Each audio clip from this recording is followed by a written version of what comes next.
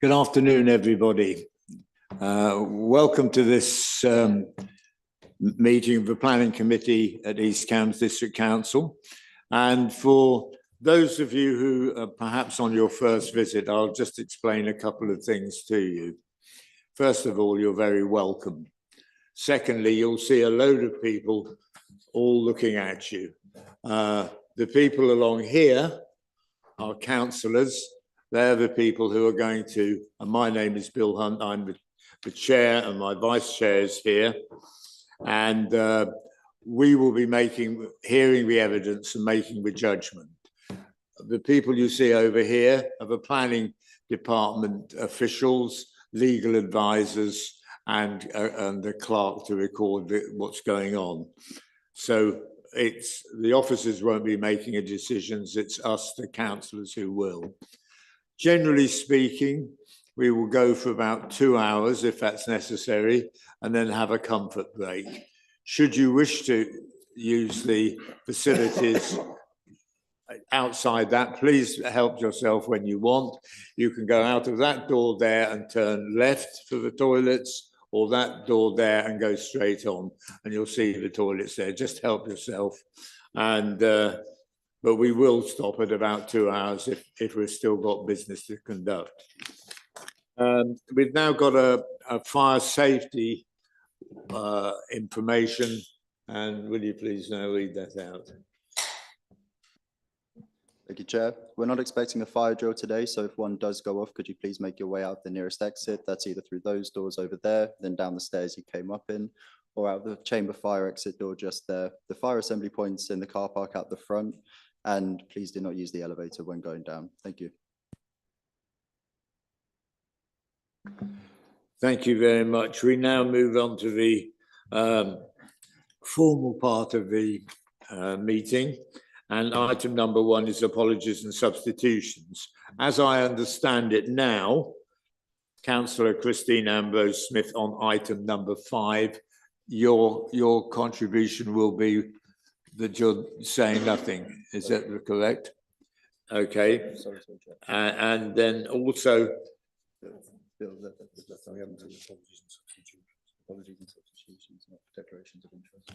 I beg your pardon, I will deal with item number 2 first and then go to item number 1.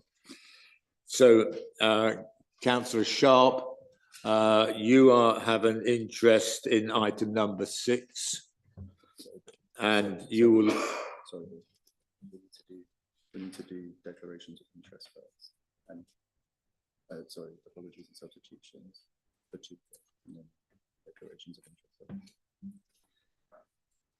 Okay, we will do the apologies and substitutions first. I beg your pardon. Now, what have we got? Thank you, Chair. We've received apologies from Councillor Chika Akinwale. And that's it. Okay, we'll now continue with declarations of interest. Councillor Sharp, I understand you are going to speak as a ward member and then leave the room for that item. That is correct. Yeah, I will leave for that item. I will go and sit with the members of the public and then speak when I'm called, and then obviously, as custom is, leave the room until the end of that item. Thank you. Okay, and Councillor Brown, I understand that you did not attend the meeting at Littleport on the tree issue, and therefore you're going to just take no part in that item at all. Is that correct? That's correct, Chair. I just don't feel it's appropriate to vote on something, particularly on the TPO, when I haven't seen the tree in situ. Right. The minutes, members will have read the minutes of the 6th of November. And is there any reason why I should not sign those as a correct record after the meeting is finished? No, well then, Cameron, I will do that. We've now got the chair's announcements, and I'm pleased to say we've had David, who's been our temporary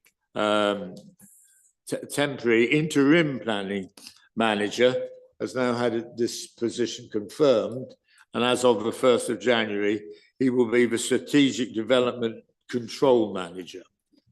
I believe that's correct. Well, welcome to a permanent status. Thank you. And also we have Holly Durant, who currently is a senior planner. And again, Holly has been promoted, and I imagine she'll formally take that position on the 1st of January, and she will become the major project officer. So congratulations. We now move on to item number 5, and this is a tree issue in Littleport. The officer can now present the application.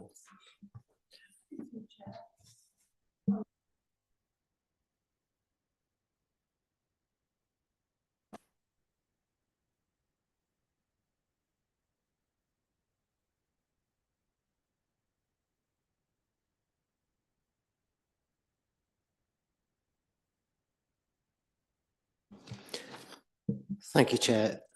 Item 5 is for the confirmation of Tree Preservation Order E0624, which is for a tree located at 22 Victoria Street, Littleport. So you can see the tree is located on the edge of the Littleport Conservation Area, as circled in black on the slide.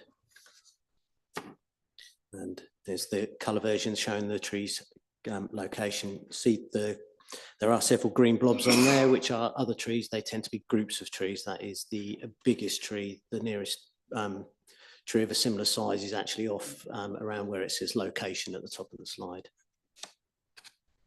Here's a copy of the TPO plan showing the location of the tree in closer detail. Some photos of the trees showing its location and visibility from the street,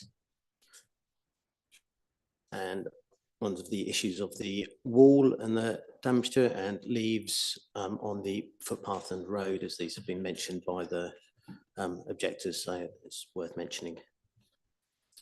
The considerations for the council members are to the opinion of the parish council and a district councillor who object to the confirmation of the TPO, and the support of the TPO from the tree owner. The amenity value of the tree and the impact on the landscape of its loss. There's a lack of evidence supporting the removal of the tree at this time. The opinions of the objectors are that the TPO is making a wall unsafe.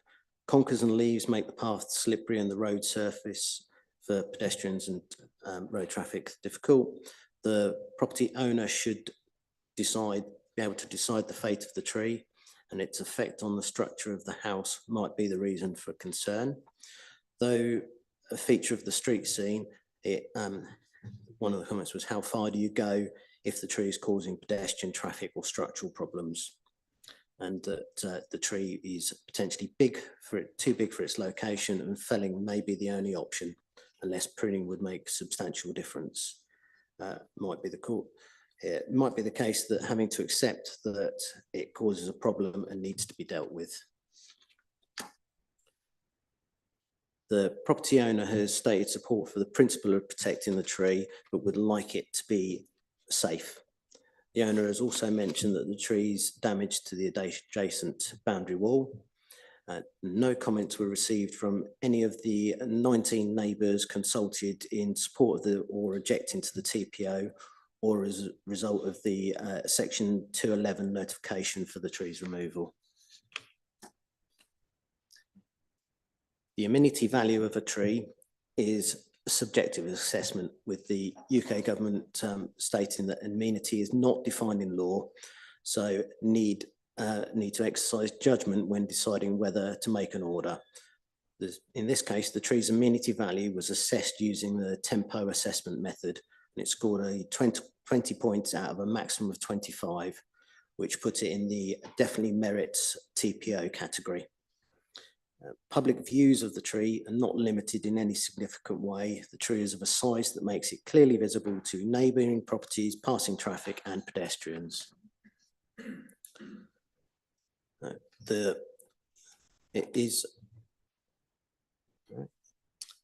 is noted that the wall has moved out of its alignment, but it has been in this condition for many years, and the Building Control Department from ECDC have confirmed that the wall is of little concern structurally. The tree is a naturalised species to the UK and supports a significant mix of species, including insects, birds and fungi. It is recorded as a moderate water demanding species, meaning it's lesser impact on shrinkable soils should they be present at this location. No information has been provided to indicate any structural damage to the property whatsoever.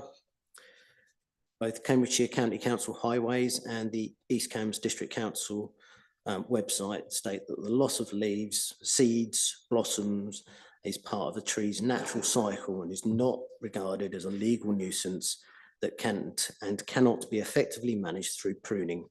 Even without being cleared, the issue of the leaves on this road, on the road and footpath, relates to a very limited period of time. The protection of privately owned trees via the serving of the preservation order has been established in law since 1947 as being required, and that's prior to our understanding of the climate change and the importance of trees. The confirmation of the TPO would not prevent reasonable pruning of the tree, such as a crown reduction, but it would prevent the removal of a large notable tree without suitable proof and justification. It's still my opinion that the tree remains of significant amenity value and recommend that members approve the confirmation of the preservation order. Thank you very much. We have a statement from a resident, and Cameron Overton will be reading that now. Thank you, Chair. It reads, Dear Committee, we are writing to set our position in relation to the horse chestnut tree in our garden being made subject to a tree preservation order. In principle, we do not consider this to be an issue. However, our concern for this is around the dangers and safety it poses on our boundary wall, safety of the public, safety of my family and neighbouring properties. The tree has been pollard in the past and has many unions, which I've been informed by a tree surgeon is of our concern, due to the size of the tree and the water damage to the tree. The tree towers over the ridgeline of the properties, which also weakens the unions, again placing members of the public and my family at risk. The tree is pushing up against our boundary wall to the point where the wall is severely cracked and has required several repairs. Our application for removal or pollard was submitted several months ago due to the risks identified. I am concerned that this delay in a decision being made about the tree has prevented our ability to make it safe. Please can we be informed of the outcome of this matter? Thank you, Chair.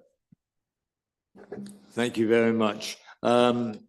We don't have any other speakers registered to speak. So have you any more comments you'd like to make, Kevin, as a result of that resident? Yeah, in response to the tree owner's concerns, I have responded to this this person, the owner's concerns earlier in the year when the tree preservation was already put in, to explain that they could apply for works at any time. There is no evidence of any decay or structural weaknesses within that tree. Yes, the tree has been pollarded, but hundreds of trees in the country have been pollarded without any problems.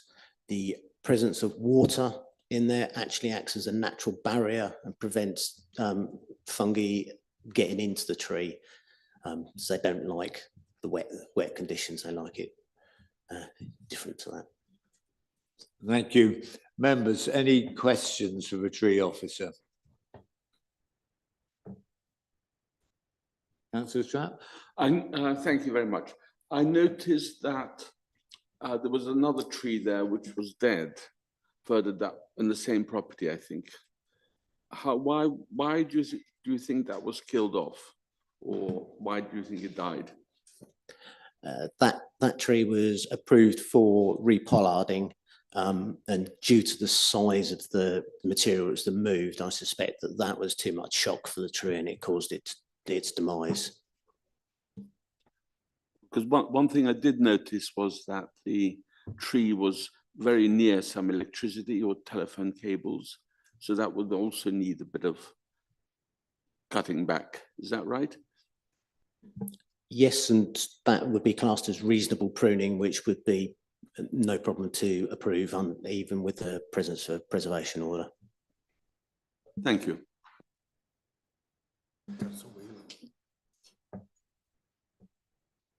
I have a speaker. Please go ahead. The age of the tree approximately, what would you say that was, please? The age is hard to judge because of the pruning methodology with the pollarding. It could be anywhere between 150 and 250 years old.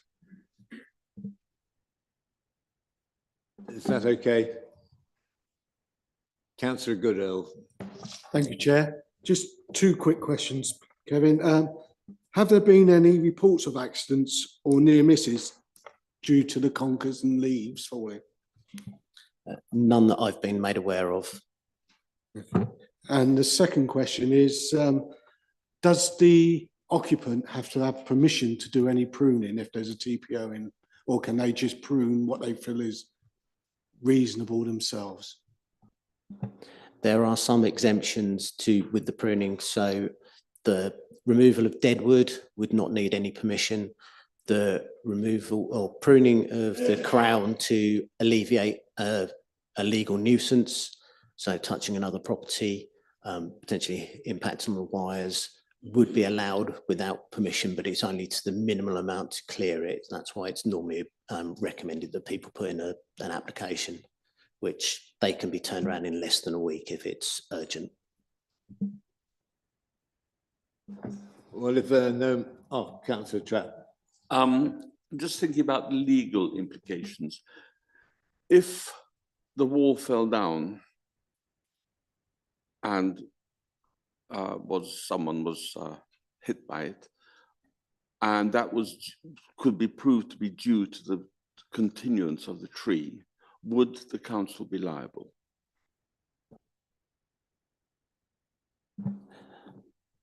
That I'm not 100% sure on.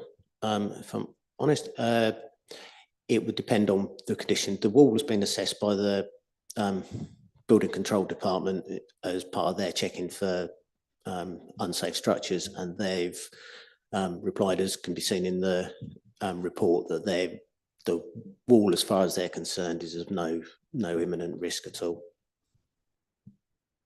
Thank you very much. Well, members, if nobody's got any more questions for the tree officer, we go into debate. Now it's up to you to make your comments. Councillor Wilson. This is a very prominent tree, and I think it was a particularly beautiful tree. And I certainly would like to support the officer's recommendation for the TPO to be preserved. Is that a proposal or is that a support? It's a proposal. But we agree with the officer's recommendation. Other members? Councillor Sharp.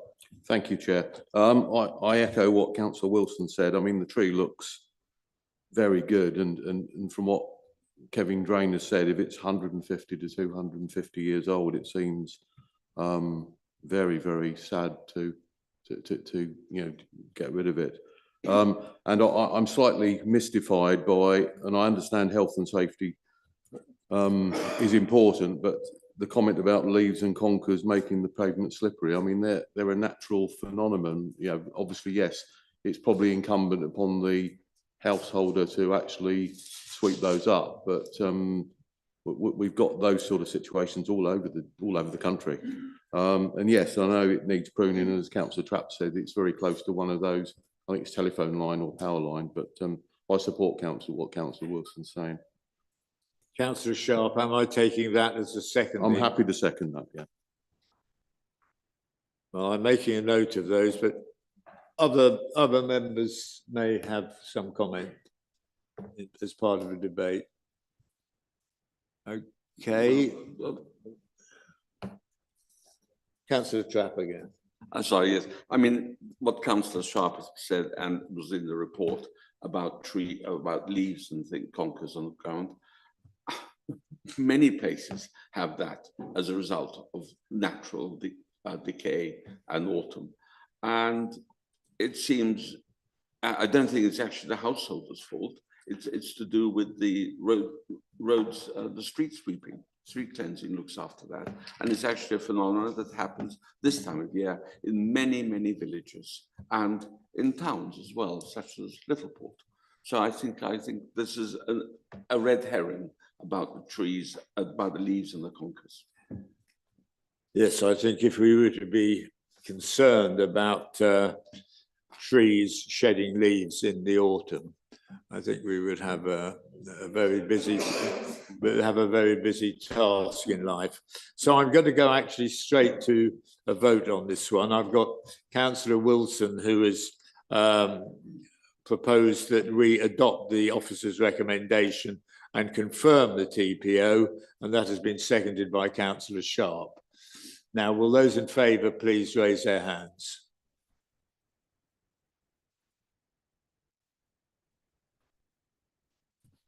Well, that's actually unanimous because we're not, Councillor Brown is not taking part, so that's anonymous. And so the tree preservation order has been confirmed. Thank you, Kevin. If there's anybody here on that matter, then if they'd like to leave, they're welcome to, but if they want to stay, they're welcome as well. In which case we will then move on to the next item, which is item number 6.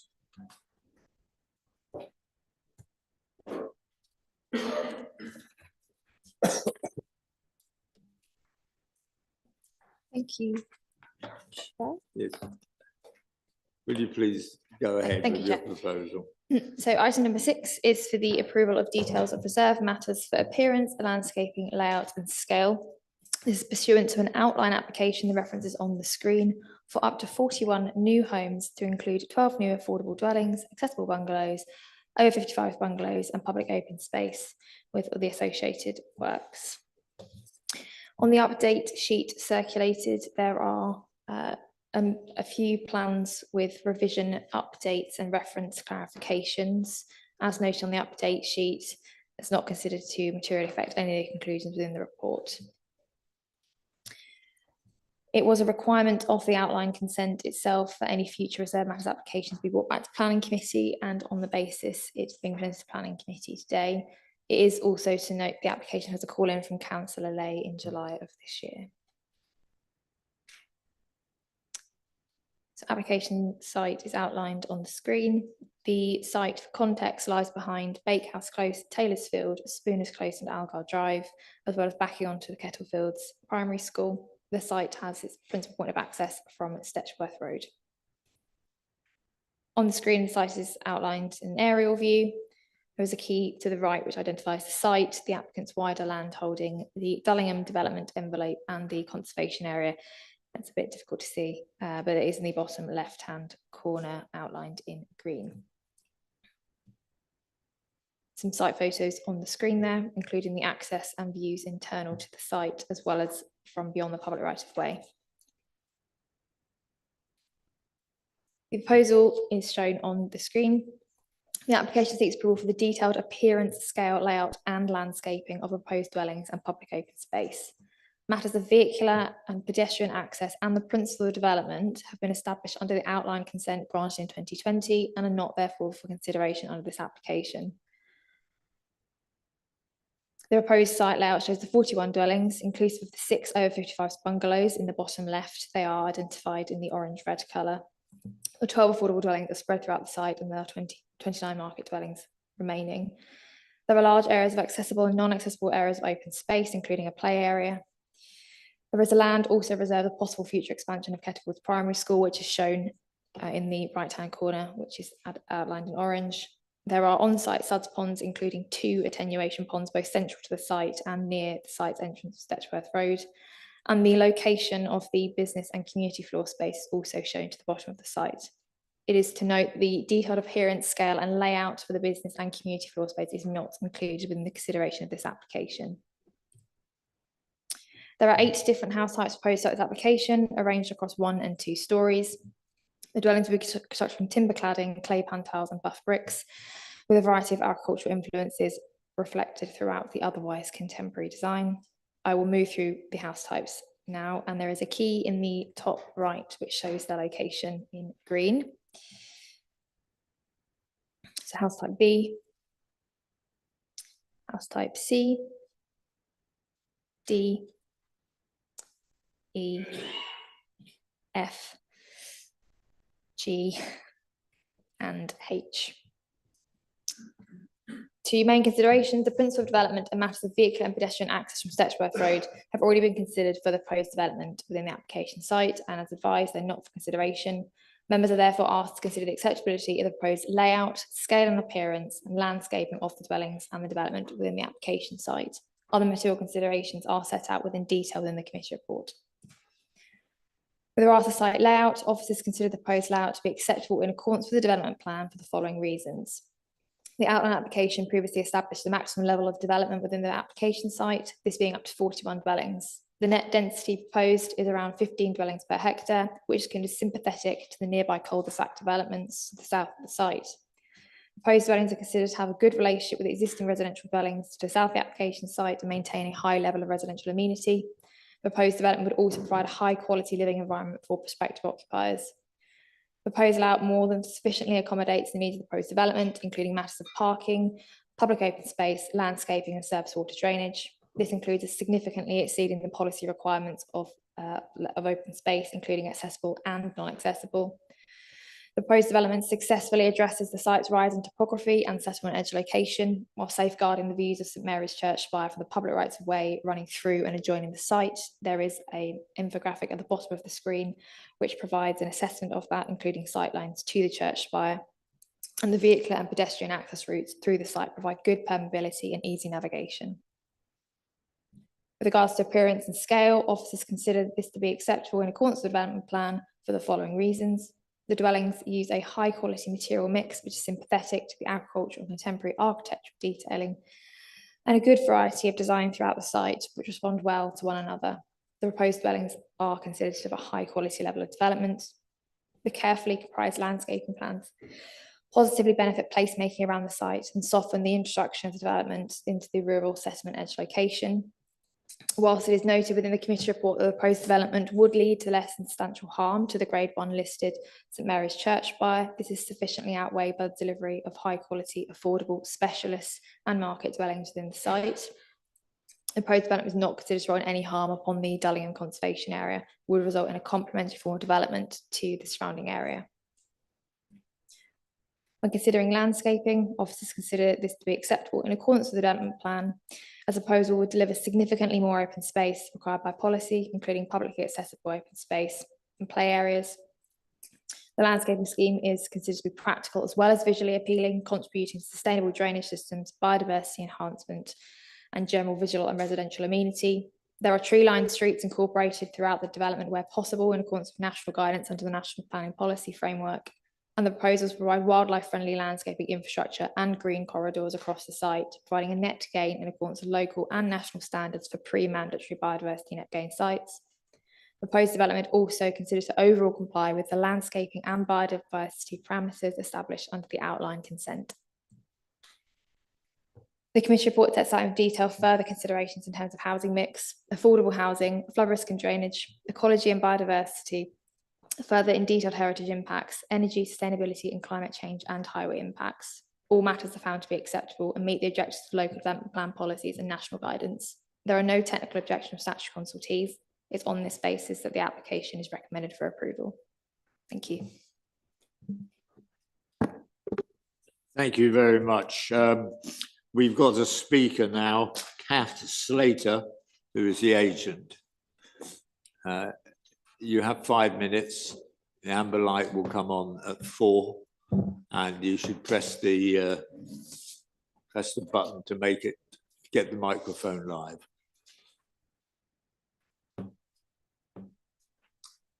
Thank you, Chairman. Members will be aware that outline planning permission was granted in 2020 for a development that would deliver up to 41 new homes and 250 square metres of employment and community uses, as well as open space. It was approved by committee at the time with a majority vote of 10-1 and was subject to a Section 106 agreement which secured affordable housing, homes for the over 55, public open space and secondary school contributions. The principle of development, as you've just heard from your officers, has been established. You're being asked today to consider reserved matters in respect of the residential and open space elements only of this scheme, as well as a range of matters required by condition to be dealt with at the same time. Details of the commercial element beyond its proposed location within the site does not form part of this application.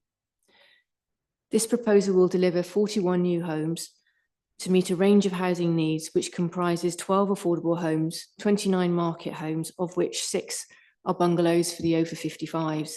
Your strategic housing team support the application and advise that the proposed affordable housing mix will meet the required 10-year split and the housing needs of those in Dullingham and the wider district. As you would expect, the site's topography and setting has informed the site layout and design. A mix of single and two-storey homes and a range of different house types are proposed which respect rising ground levels and the views of St Mary's Church in particular.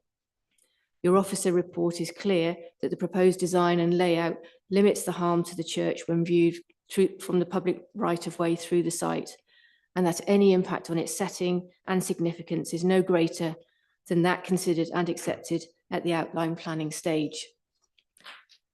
The proposal will provide a substantial amount of open space over and above the policy requirement. In total, over 1.8 hectares of open space is proposed, 72% of which will be publicly accessible meadowland and a new orchard. The remaining open space forms part of the drainage strategy, providing surface water attenuation. Such a large area of open space contributes to the setting of the development, enhances the site biodiversity, protects the existing footpath, and provides recreational opportunities for benefiting the health and well-being of new residents and the wider community. Careful consideration has been given to the design and layout to protect adjacent neighbours. Your officers are clear that the proposed mix of house types and variation in scale, orientation and garden sizes ensure that there is no adverse impact on residential amenity, either for existing neighbours or for new occupiers of this development. You'll be aware of concerns regarding traffic and highway safety. It is important to note that the access and quantum of development was assessed and accepted as part of the outline planning application. No objection is raised by either the local highway authority or the local lead flood authority in respect of the proposed drainage strategy. I ask members to give full consideration to the fact that this is a site that benefits from outline planning permission, to the evidence base that informs the technical issues, and to the contribution this site will make to delivering a variety of homes in a landscape setting with access to new areas of open space, enhancements to biodiversity, and the protection of views to St Mary's Church, as well as the existing footpath. With this in mind, I ask members to accept their officer's recommendation today and to support the application. Thank you very much for your time. Thank you very much indeed. If you just wait 1 second, please. Members, questions? Any questions for the agent? No? Okay, sorry, you may go down and sit down. We've now got Councillor Mark Robertson from the Parish Council.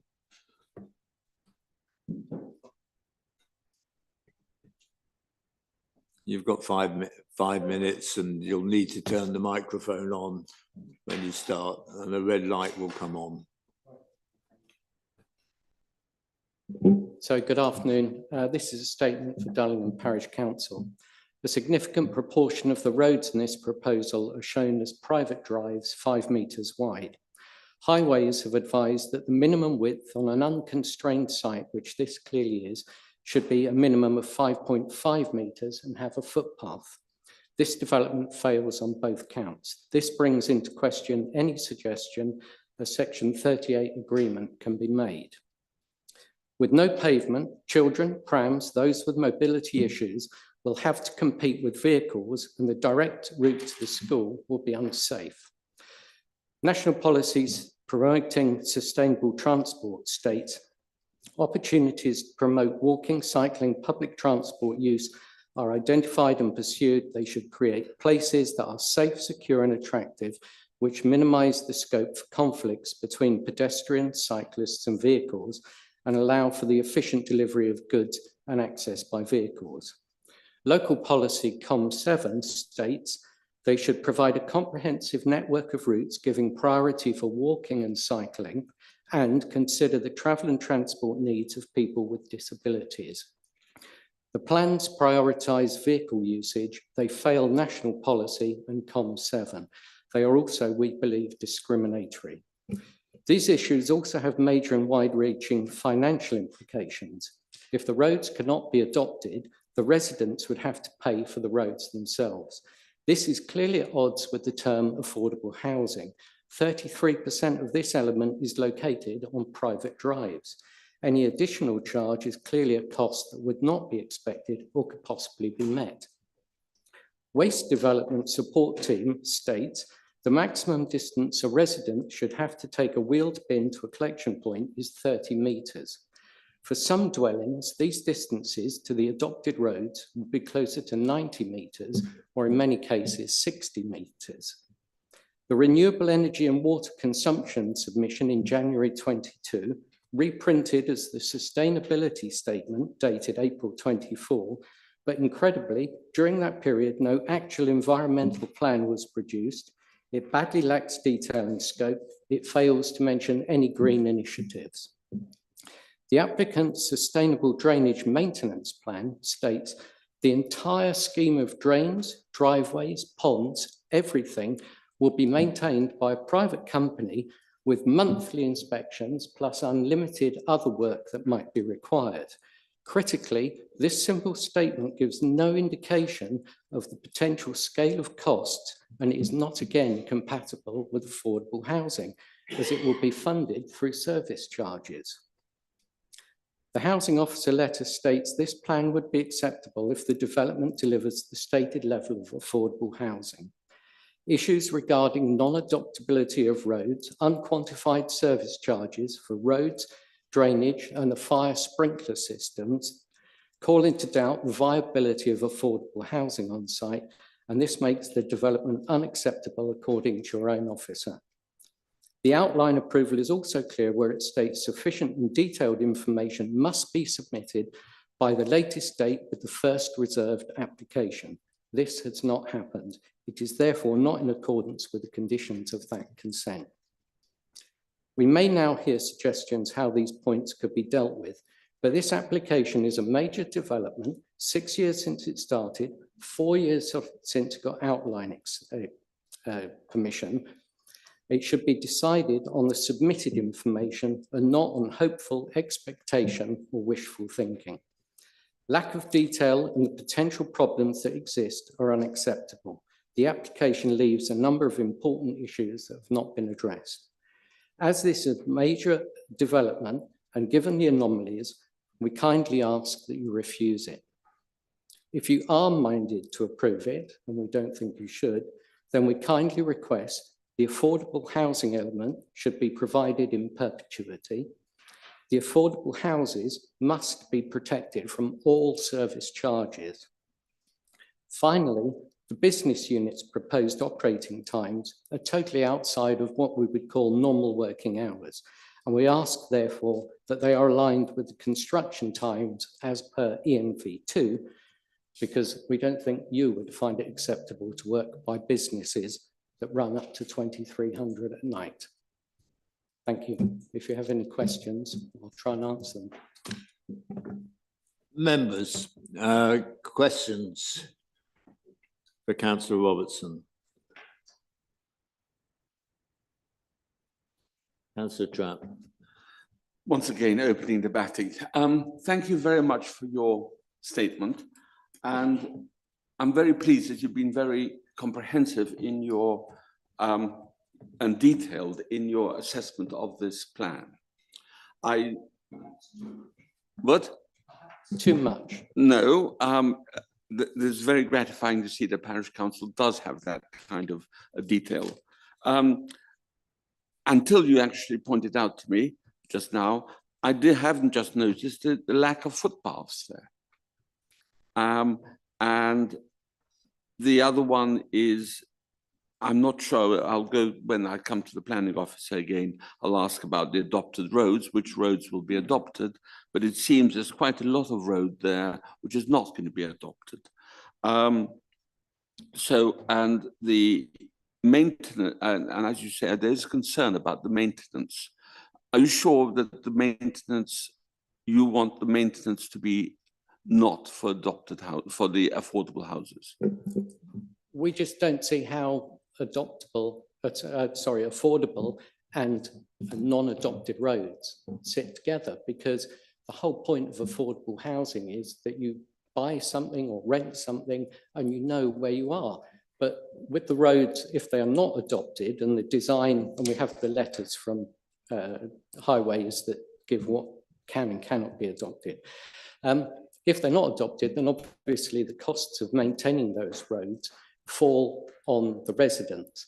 And if any of you have any experience of building works and things, if there's any resurfacing or anything that needs doing, the cost could be hundreds, if not thousands, per property. The further question. The leading local flood agency has raised some concerns about the flooding. It seems that the SUDS is an attenuation into going into that ditch. You are a resident of Dullingham. How is that ditch empty? I mean, what happens in rainstorms with that ditch? I think that was mentioned earlier at another meeting, but Stetchworth Road, adjacent to that site, when it floods, the flood water is on the road is 900 millimeters deep, nearly a meter deep. On the road? On the road, the public highway. The site itself, they have come up with a scheme of mitigation for flooding on site, but that also then has this criteria that this whole scheme, and it's detailed the amount of work that's required to maintain it, again, is beholden on all the residents, which of course includes the affordable housing. It requires monthly visits, plus all the other works and all those vast ponds that you can see. If there's a problem, that has to be funded by the residents. And again, it's particularly for the affordable element, we just don't see that that is sustainable. It's impossible to quantify what those potential costs could be. And they're going to be hundreds. And if there's a major issue, they could potentially be thousands of pounds per property. Thank you very much. I'll let other people know. Any other questions from members of the committee? Failing that, sir, did I hear you say that there was no footpath, or did I hear the footpath from these houses, say, to the pub in the centre of the village? There are footpaths on the site, but there are no footpaths on what are designated the private driveways. So the top left corner, that T-junction site, and that sort of central element with a T head at the top of it, they're listed as private driveways. The bottom one contains a great deal of affordable housing, but there is no footpath running along the edge of the road. So to get from those houses to the school, you have to compete with vehicles, and that is contrary to policy, mixing, and it also makes the road unadoptable. If the road's not adoptable, then potentially the waste companies won't, or the council waste lorries won't use it.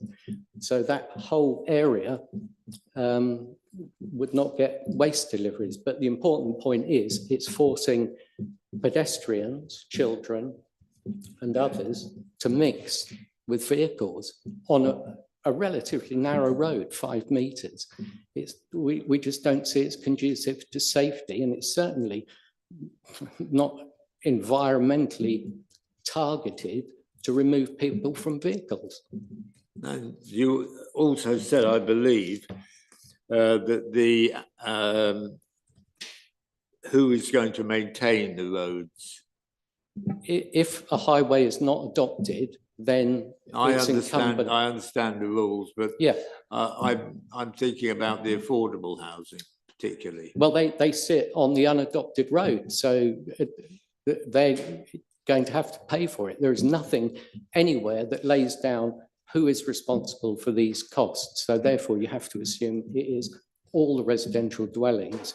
It's incumbent upon them to meet the unadopted road costs, or perhaps just for the 6 or 8 houses on each individual drive. So of the 1, 2, whatever that is, 6 or 8 houses on one and 6 or 7 houses on the other private drive, they would probably be responsible for the roads on their own little cul-de-sac. Okay, thank you, Mr. Robertson. I don't think members have got any more questions for you. I would normally say, please leave, but I'm going to say it's possible that there may be some other questions for you later. So if you could resume your seat there, but not leave while this agenda item is being No, discussed. thank you all very much indeed for the time. And I'll just wait and if need be. Thank you.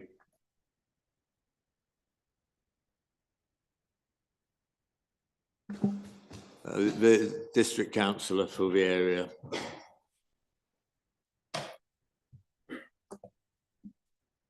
I think you know the regulations, Councillor Sharp.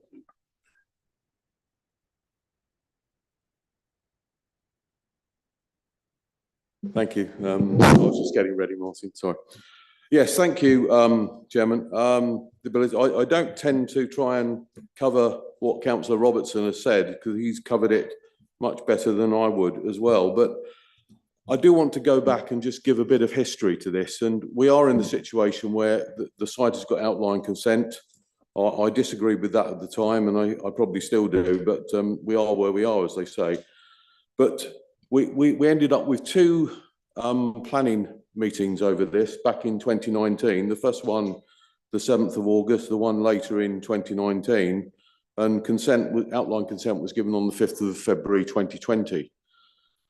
It took the developers nearly 2 years until the 26th of January 2022 to actually submit the reserved matters just in time.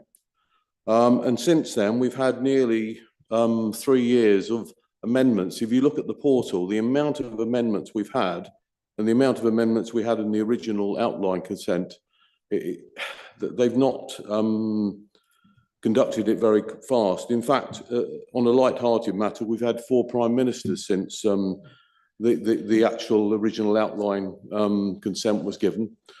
But I'll leave that there. But if I go on to specifics that I just want to mention, and yes, outline consent is there, but it doesn't mean that we accept. And I voted against something in this chamber 3 or 4 months ago where something had outline consent, but I didn't think the reserved matters met the standards, therefore I voted against it. And I think that's part of the issue. Surface water drainage has been an issue, and I think the developer is saying they'll try and get rid of it through permeable surfaces on driveways. Obviously, that needs to be a condition, in my opinion, that's there for perpetuity, because if those driveways are tarmacked over, then there's going to be an issue. Energy, they mention on 7.60, page 98, about energy. There's no mention there of solar panels, and I haven't seen anything on the diagrams of the houses to show that. As Councillor Robertson says, the adopted, I've got a map, I've had a map from Highways showing what they are going to adopt. And there is the cul-de-sac there in the middle, top middle of the diagram, but it's not being adopted. What that will do in terms of waste collection, I don't know. But then obviously they've got outline consent. So as a community, we need to look at and see what we can do in terms of making this work. There are affordable homes on that on this site, and I certainly would like members to consider having a local connection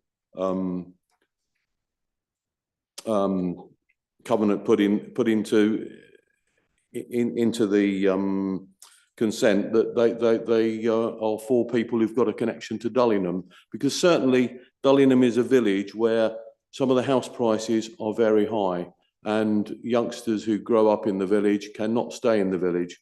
And so if we are going to have this development of 41, then we need to use it so we get some benefit for the members of the community. So I would certainly ask if that could be put through. I don't know, because it was certainly, there was a public meeting going back to 3 or 4 years, and certainly obviously a lot of opposition to this site, but there were members of the community who were saying, well, if we could get affordable homes so people could stay in the community, then that's a massive plus point. So if it's going, we are going to get it, because obviously the outline consent is there. Whether it's this design or another one, I don't know. I'm interested in, the Section 106 agreements. I know there's the ability with cattle fields. It mentions secondary contribution on page 67 to the secondary school, Bosham Village College, which I am co-chair of governors at, declaring another interest. But we've got 300 form entry, and we're oversubscribed. So I'm not sure how that contribution is going to help the secondary school. Commercial accommodation. Now, I know it's not part of this application, but I'm interested in, as Councillor Robertson mentioned, the actual working hours, whenever that comes forward, however that is decided. It's in a residential area, so we need to consider that as well. I'm seeing the red lights on, so I'll leave it there. Suffice to say, obviously, I presume no housing association provider's been identified yet by the developer, but certainly when they do, I would like, as the local member and obviously the parish council, I'm sure will want to be involved in securing those affordable units for local people. Thank you, Chair. Thank you. Members, questions for Councillor Sharp?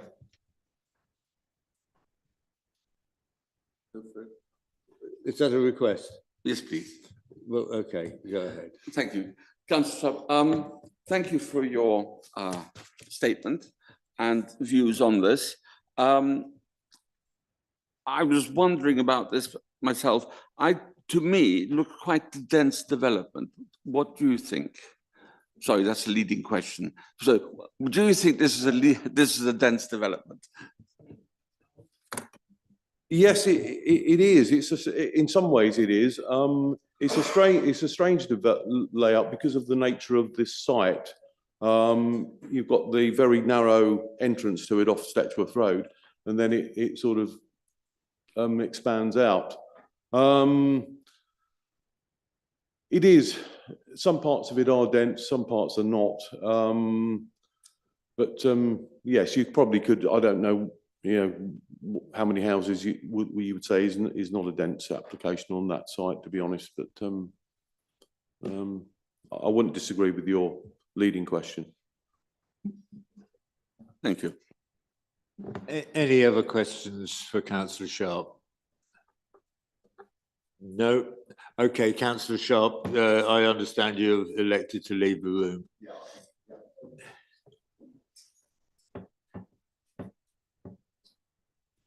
Have we got any more comments from either of the two planning? If I may, Chair, just a couple. So there was reference made by Councillor Sharp to obviously wanting local clause for local people on the Section 106. The Section 106 has now been signed. It was signed following the outline. So if we'd wanted that, we needed to have done that through the outline consent, I'm afraid. With respect to a point that was raised by the parish council around management charges and affordable homes, within the NPPF, the glossary and the definition of affordable homes, it makes it clear on there that management charges are something which they are expected to be subject to potentially. So it's not something that we can take into consideration. And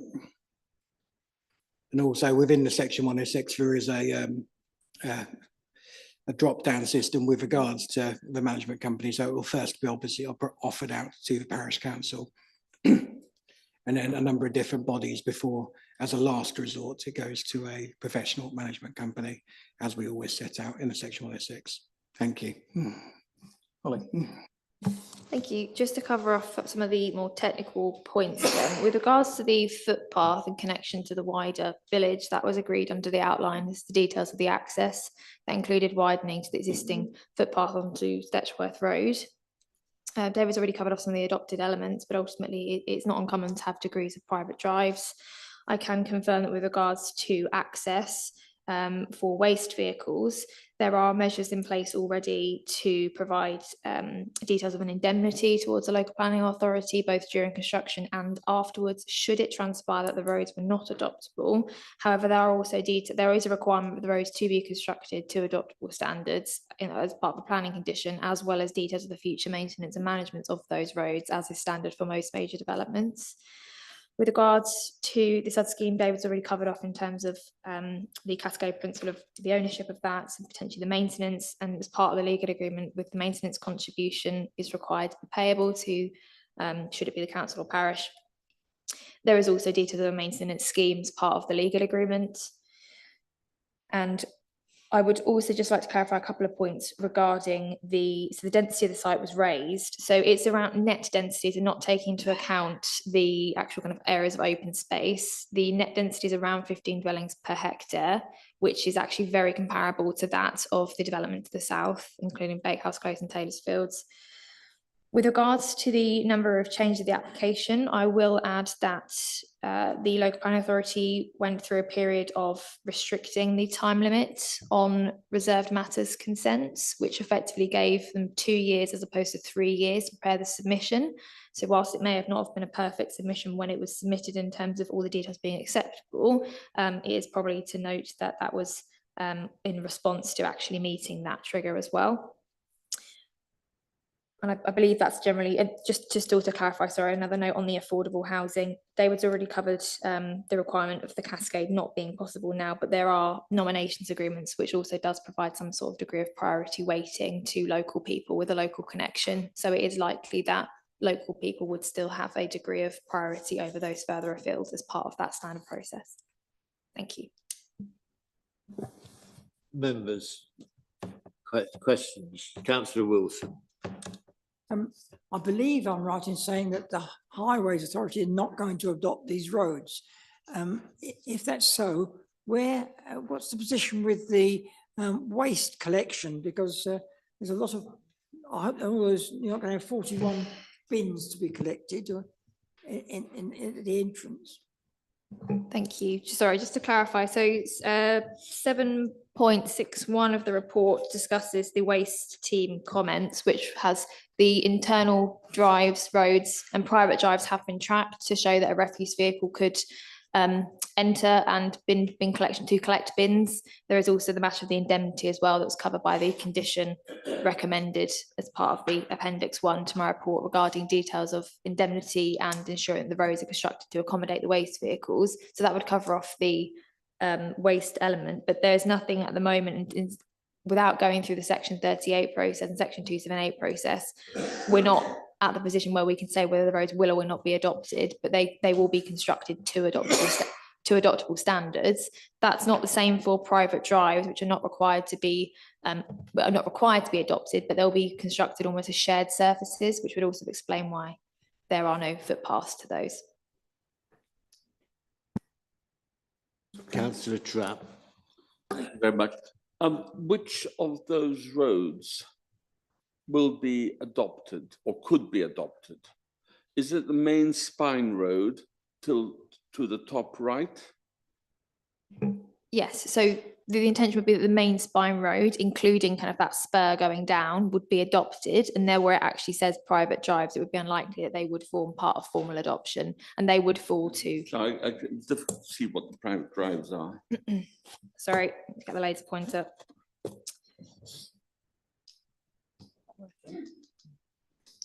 Okay, that's not working.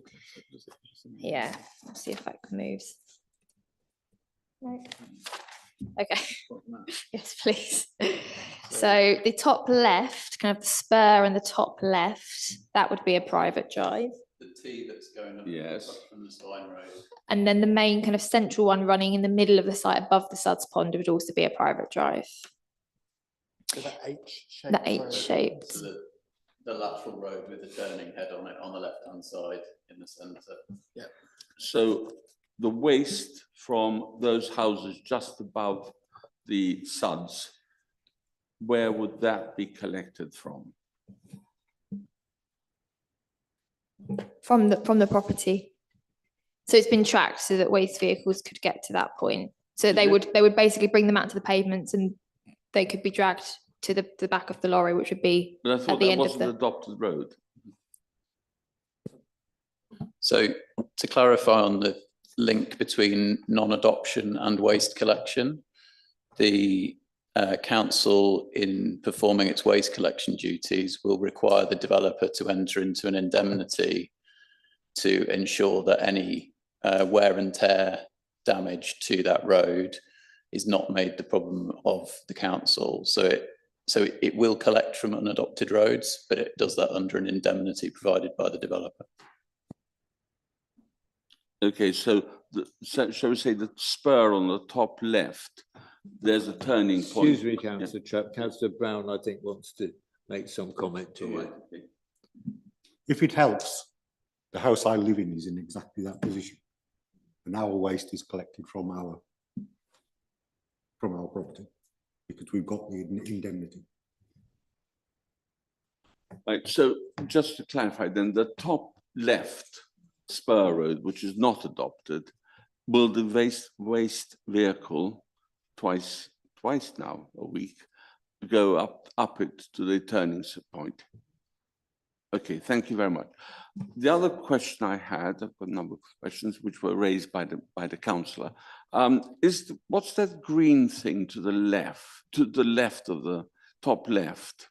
Is that a hedge or a path? Oh, so the dashed green, so that would be a kind of a path. That would be a path. And the other paths are along the main spine road. Is that right? Yes. And yeah, there's also a footpath going into kind of the meadow, which is kind of the further top right. And where the H is that linked to the spine road or not? Just check the plan here. Just above the H, above the Suds. Yeah, so there is a route at the top of the Suds as well, and there is a green kind of strip linking from the Spine Road and into that recreational route on the top of the Suds as well. Right. And there's tandem parking for those houses just above the Suds, above the attenuation pond. Is that right? Yes, there's tandem parking across the site. Whereas unless they have larger driveways in which they can have side by side.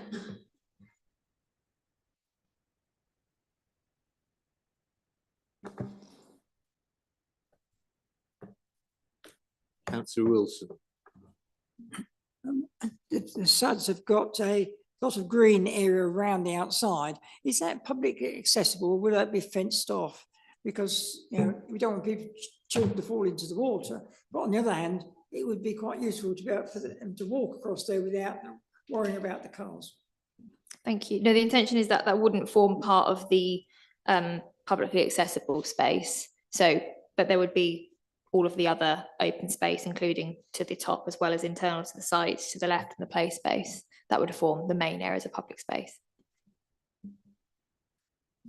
Sorry, can I go back? I don't really mind about the space because obviously the area on the meadowland, I mean, that's enormous amount of spare space for will people want to walk on all those where it's shown green so that they don't have to walk along the road which has got cars and bikes and things on it? So there is a path immediately to the north of that area. It's not particularly clear on the plan, but it is literally just to the south of those houses. If you can see, it's a green dashed line, so you could walk across the top through there without having to go up onto the main spine road. But it wouldn't be directly in the Suds area either.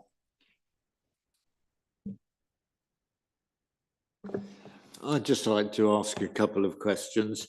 The parish council chairman seem to be very concerned about there being permeable surfaces.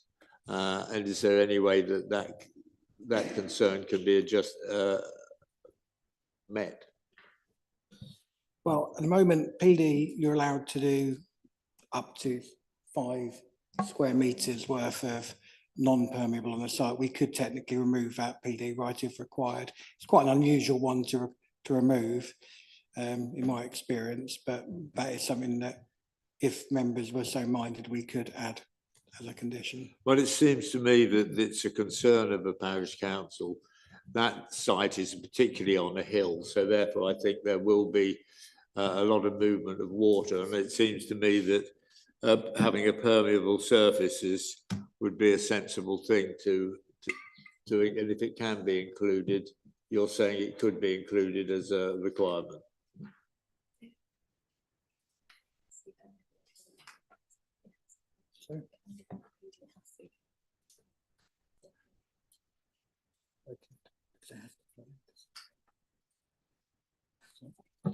Yes, yeah, we could put a condition on. Okay, that was one question. And the second one was when we were talking about the allocation.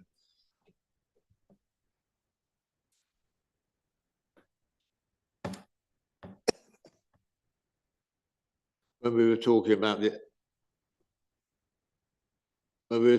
the allocation of the houses to local resident or local people, I thought I heard the word likely come up, and I was much more interested in a word like yes or we will or. The simple answer, Councillor Hunt, is because that clause, which we have put into more recent Section 106s, wasn't put in at the outline stage, and Section 106 has already been signed. We don't have the. Are you saying we could not? We could not insist that. What we are saying is there is some ability through the way that the Section 106 is worded for there to be local links, but it's not as strongly worded as we would do so now, if that makes sense. So the way we've done so more recently. No, I'm just trying to make the difference between likely or will. Just to clarify, the cascade principle that we've been applying recently has come forward on rural exception sites, which is specifically to meet local need, which this site isn't. It's not a rural exception site, and the delivery of affordable housing is in accordance with the local plan policy, which effectively takes a district need. So on that basis, it wasn't put into that outline Section 106 agreement to prioritise solely kind of local individuals. The word likely is used is because the nomination agreement is dependent upon a person's circumstances as to why they may be eligible for property in the local area. A local connection most of the time gives you a priority, but ultimately if there's someone with a higher need, it's going to go to them as opposed to someone with just a local connection, and that changes all of the time depending upon local needs. So there's no guarantee that it would go to someone. Would we be able to say something like they would have a local people with a local connection would be the only people to be considered or something? That would have to be subject to a deed of variation to the legal agreement, which is not being put forward under this application. So we've got to leave it as it stands with likely. That was my word. The legal agreement doesn't say likely, but in terms of actual likelihood of it going to local individuals, yes. I get the impression that the residents of the village are concerned that youngsters can't afford to live in their village and they want them to. And so we have a responsibility to make it as possible. The problem, Councillor Hunt, as Holly has said, is there's no real policy basis for that. This isn't a rural exception site where we are looking at express local need. This is just a site which is been deemed to be, by virtue of being granted its outline consent, a site which is suitable for housing. Okay, thank you for that. We have Councillor Goodall. Thank you, Chair. In 5.1 of the report, there was mention of a chalk stream. Is there a chalk stream? And because there's nothing in the ecology report about it, and if there is, what protection is going to be put in place? So the matter of the chalk stream is something that's come out more recently. The comments I can offer are as follows. The site currently has no formalised drainage to this ditch or chalk stream. and it runs off into this currently. The drainage strategy itself is made up of permeable paving and suds ponds, which are well known to be good interceptors of pollution, and they provide a different train of pollution control before discharging into that stream. So that is actually a degree of how any impact upon the stream will be managed. I think it's also important to note that there are a number of conditions on the outline regarding the types of foul water drainage, obviously to make sure there's no contamination there, but also a general contamination of the site to understand receptors and flows of those contaminants as well, which would be due, to investigate the ground condition of the site to kind of prevent any detrimental or worsening impacts upon that stream.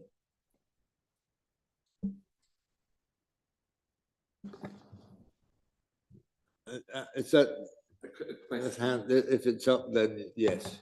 Thank you very much. Holly, would you mind showing me where the various types of houses are going to be on this map again? I'm sorry, it was sort of brief to start with. And so do you want me to go through all the different house Yeah, types? yes, please. Okay. Oh. Okay, so house type A would be in the bottom left. If you can see that, it's green on the top right yes, of the I can. graphic. There's 3 of them. There is 6. Oh, they're 6, so they're in double. pairs. Okay. So then we have house type B, which are dotted throughout. They are pairs of, they're semi-detached. Yeah. So that they're kind of outlined in green. You can then see house type C, again, which are kind of pairs semi-detached. Yeah. There are then some detached bungalows, house type D, which are kind of dotted throughout. Then you've got house type E, which are kind of some of your larger detached. There's 3 of those in the top right. And then you have your house type F, which is a cluster of 4 of them. They are the biggest properties on the site, and they are in the kind of left hand. And then you have G, which are kind of in the bottom right, and then H, which are also more central. And they're single houses. Are they? Yes. Thank you very much. Okay, if there's no more questions to the office, Councillor Ambrose Smith. Councillor Shaw referred to education problems. He acknowledged that he considers Bottisham Village College to be oversubscribed, and yet County Council Education have offered no comments. So that does seem to suggest that they feel the education provision is sufficient. Would you be in agreement with that? So the secondary education contribution to Bottisham Village College was secured under the outline consent. So there'll be a contribution proportionate to the development type mix of housing, and that will be paid to the county council to mitigate any additional pressure on Bottisham Village College. So it's already been covered under the outline in terms of the impacts on the school. So if there were insufficient places at Bottisham Village College for secondary pupils, where would be the next option? Soham or whatever is nearest? I couldn't advise on specific catchments. Obviously, it ultimately depends on it depends at the time and with varying pupil yields. I'm not familiar with what schools are available in Newmarket, so that would obviously be the nearest. But the only comments I would really offer is that the development is mitigated for its impacts, and that would be through the secondary contribution, as well as any other major development that would be taking the school potentially past its capacity. Also, highways safety has been highlighted, and yet again, Cambridgeshire County Council Highways appear from this massive paperwork to have said that they are satisfied that that's okay. I mean, they were talking from the wider point of where this comes down into the roads, presumably. So matters of the actual highways access, including any of the improvement works, have already been agreed under the outline application. So they're not for discussion for this application. That would have taken into consideration the use of the access as well for up to 41 dwellings and the commercial use. If I might ask, the road that leads into the village, for want of better expression. Are there paths beside that road? I can't remember from driving on the minibus. Again, there are varying degrees of paths, but in terms of the actual access and its connectivity to the village, that was agreed under the outline. Yeah. There are local improvement works to the access, including widening of footpaths around it, but in terms of wider footpath enhancements, for example, that wasn't covered under the outline, and therefore we couldn't be requesting that now under this application. Okay, thank you. Councillor Wilson. You can go. There's pleased to say that there's lots of fair amount of affordable housing on there, the required amounts at any rate. But who's going to manage this affordable housing? Is it going to be a housing association, or how is it intended to be managed?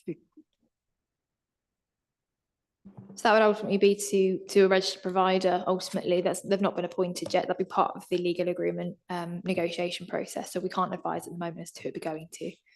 But ultimately, there's, in terms of who they're transferred to, that'll be controlled by the legal agreement. Councillor Trapp. Thank you very much. The parish council referred to the flooding on the Stechworth Road. You having an attenuation pond. What's the sort of specific? I mean, I suppose that attenuation pond is something like a capacitor in electricity terms that absorbs energy and then releases it slowly. What's the sort of time scale? I mean, if there's a bit of release, do you know what this is? Is it over days, hours, or whatever? Is that? I can't advise us the exact details of how it discharges. I can give you a figure if you bear with me regarding yeah,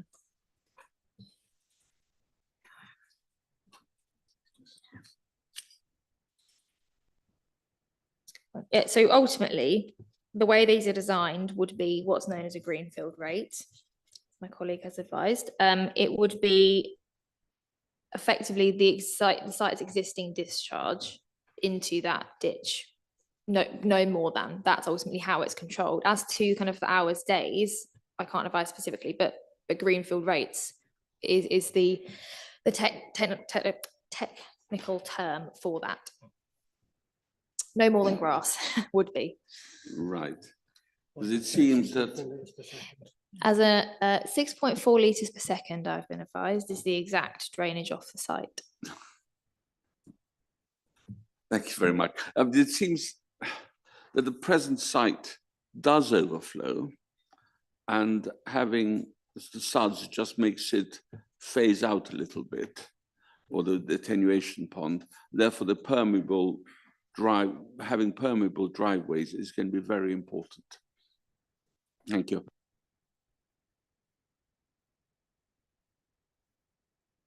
Have we got any more questions for the officers? If not, we're going to go to debate.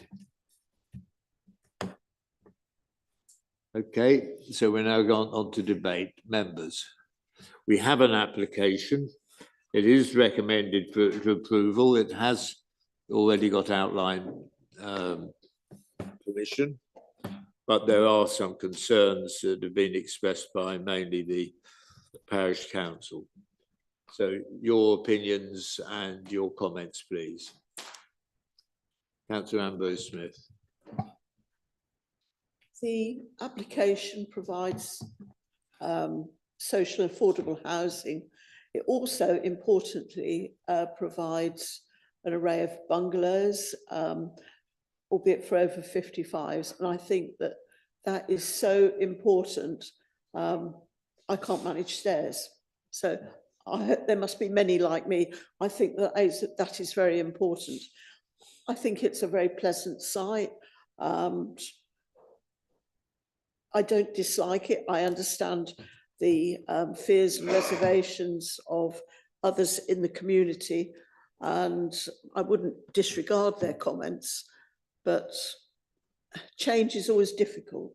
So I would be inclined to like to approve this. Okay, I made your comment, but we'll continue with the debate. Members.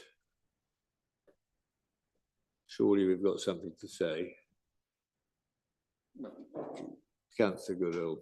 Thank you, Chair. Yeah, like Councillor Ambrose Smith has just said, this is a very pleasant area, and the fact that it's set back from the main road as well, and very nice area to live in. My concerns are the number of vehicles going onto that main road at peak times. And it's a very narrow road. Passing, if someone wants to come the other way while everyone's trying to get to work and all that, could be a problem. But overall, I am in favour of the actual development. Thank you. Have we got any more? Councillor Wheeland. I think the tandem parking to me is quite a problem generally. I find tandem parking, people don't tend to back into their driveways. They will drive in and then having to manoeuvre out, especially in the areas where there's no footpaths. Looking round, generally speaking, people don't park on their driveways. Often they do not park in their garages because cars these days are too wide to actually get into the garages. So the design of garages are so basically they become a storage area for most people, in my experience. I've seen where there's been areas where there's been no planning applications have been approved, and where there's been no footpaths anywhere. And classic example is off Beresford Road in Ely, where there are certain areas off there where there are no footpaths around there at all, with children playing around there and parents with pushchairs and everything else. So that middle section, I do have my concerns, the H section there, the fact that there aren't any footpaths there at all, bearing in mind the number of houses in that area and the fact that most people would be parking probably on the road. The width of the road obviously would be another major concern, because you get people parked there, and you'll find that there will be a problem with cars parking. That's mainly my concerns.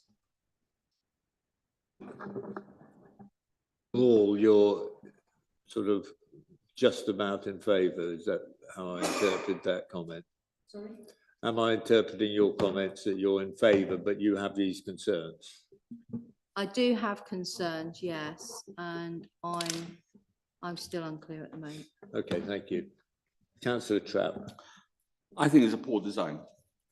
I have a similar housing development in one of my parishes, and as Councillor Whelan has said, what is happening there is that cars are being parked on the road, which is lovely because it slows down the traffic to 10 miles an hour, which is great for children walking.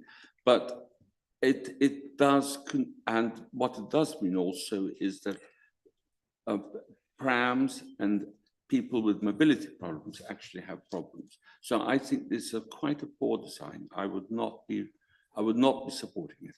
I think it could be made much better.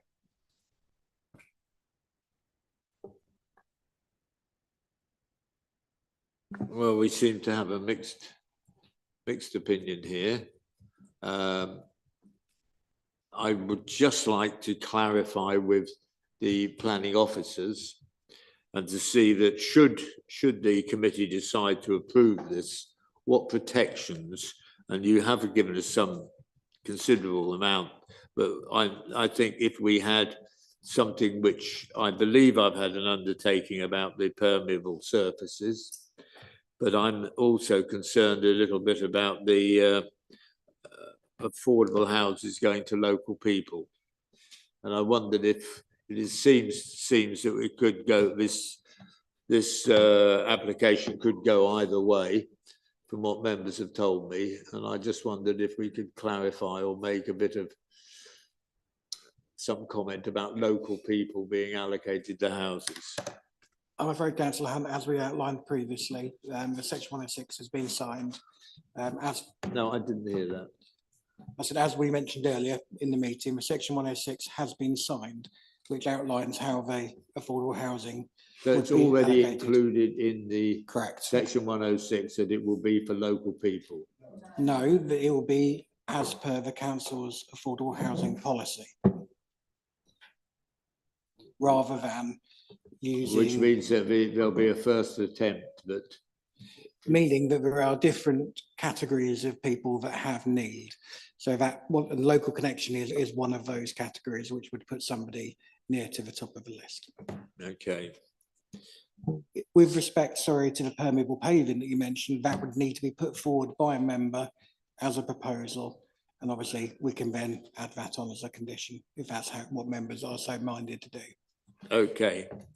So members, we have a situation that if we vote for the application, we can put permeable paving, and that could be included in that approval.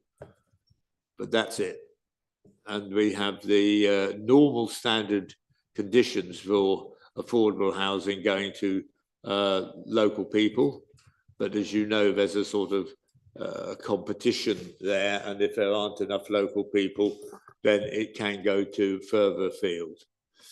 So I think on the basis that we had first of all, we had Councillor Ambrose Smith's proposal to accept it, which was seconded by Councillor Goodall, then we will go to a vote on that item. But you do, one of the two of you need to put in. Sorry, I was just going to put correct you. I was going to say what I was about to say. About the permeable paving. And so that would be included in that. So members, we're going to go to a vote on that one first. All those in favour of the officer's recommendation, please raise their hands. This is for the permeable paving. With permeable paving included.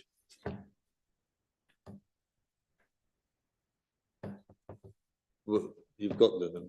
With those against, please raise their hands. And I don't think there's any mileage in going any further with that one. We could go through those against, please raise their hands. No. Okay, so that. So with that, with the permeable paving included, that has now been approved. Those of you who wish to leave can do so now, or those of you who wish to stay are more than welcome to stay.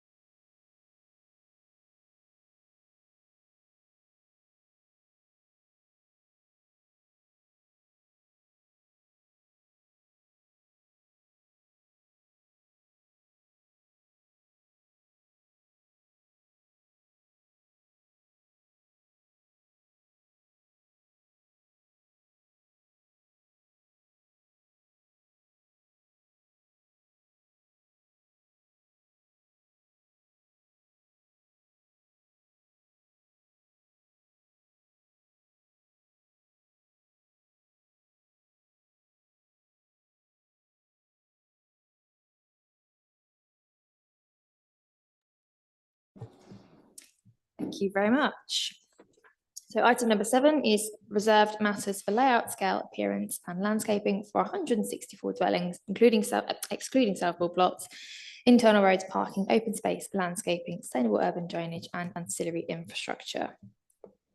It is important to note that on the update sheet, members would have been advised of 2 condition trigger changes, including the addition of condition 16 that related to restriction of permitted development rights for 1 plot, that was 133. That was referenced within my report, and that neither of those changed the overall conclusions of the report. I'd also like to flag that the discharge conditions application on the outline consent to which this reserved matters is pursuant has also been determined as of this morning. That is relevant to note. And I'd also like to note that the application has been returned to Planning Committee as a requirement of the outline consent that all reserved matters are returned.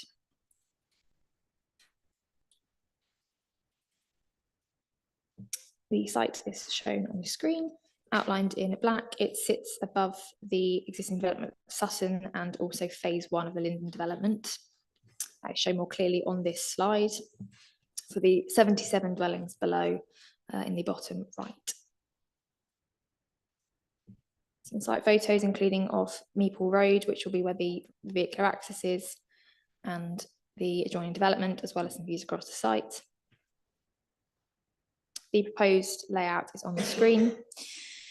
Members are advised this application seeks the approval for the detailed appearance, scale, layout and landscaping of the proposed 164 dwellings, as well as the public open space and the community facilities, which include the playing pitches as shown on the screen. The 9 self-build plots shown shaded and outlined blue in the northwest corner of the development site are not for consideration under this application. The land for burial grounds, as outlined blue in the top left, is also not for consideration under this application. Matters of vehicular and pedestrian access from Meeple Road and the principle of development have been established under the outline consent granted in 2022 and are not therefore consideration under this application. The proposal includes 164 dwellings, inclusive of 30% or 52 affordable dwellings. It is also important to note that the developer is looking to deliver an additional 35 units of affordable housing subject to grant funding. This could take the overall total delivery of affordable housing to over 50% of the site. This is, however, not secured under this application. The 30% as required by the legal agreement is, however, secured. Community facilities in the form of 2 playing pitches and the public open space and playing areas are also shown, as well as an on-site sustainable drainage network, including attenuation pond and perimeter network of swales. The application before members is in effect a variation of a reserved matters consent that the developer has already obtained on the site. This was approved by Planning Committee in December 2022 under reference 22-00507 RMM. The layout and majority of the on-site infrastructure proposed under this application before members today is very similar to what's already been approved under this extant reserved matters consent. It is largely the house types that are changing under this application. A selection of these house types are shown on the following slides. There are a total of 22 house types across the site, although it is important to note that some are variations of each other with different styling, dependent upon whether it is in the core or the fringes of the development site. There's some further house types on the screen for you there. As the principle of development and the matters of vehicular and pedestrian access from Meeple Road have already been established under the outline consent, they are not for consideration under this application. Members are therefore asked to consider acceptability of the proposed layout, scale and appearance and the landscaping of the dwellings within the application site. Other material considerations are set out within detail in the committee report. Regarding layout, officers consider the proposed layout of the development to be acceptable in accordance with the development plan for the following reasons. As advised, the proposed development is overall a very similar layout to the extant reserved matters consent on the site, and that has an important planning consideration in the decision-making process and carries material weight.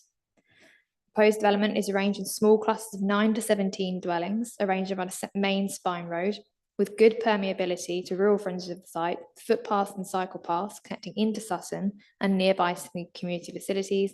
This includes the Brooklyn Centre. The site's average density is 16 dwellings per hectare, with a tighter core and a looser fringe pattern of development. It's considered to be acceptable in accordance with the surrounding pattern of development and the settlement edge location.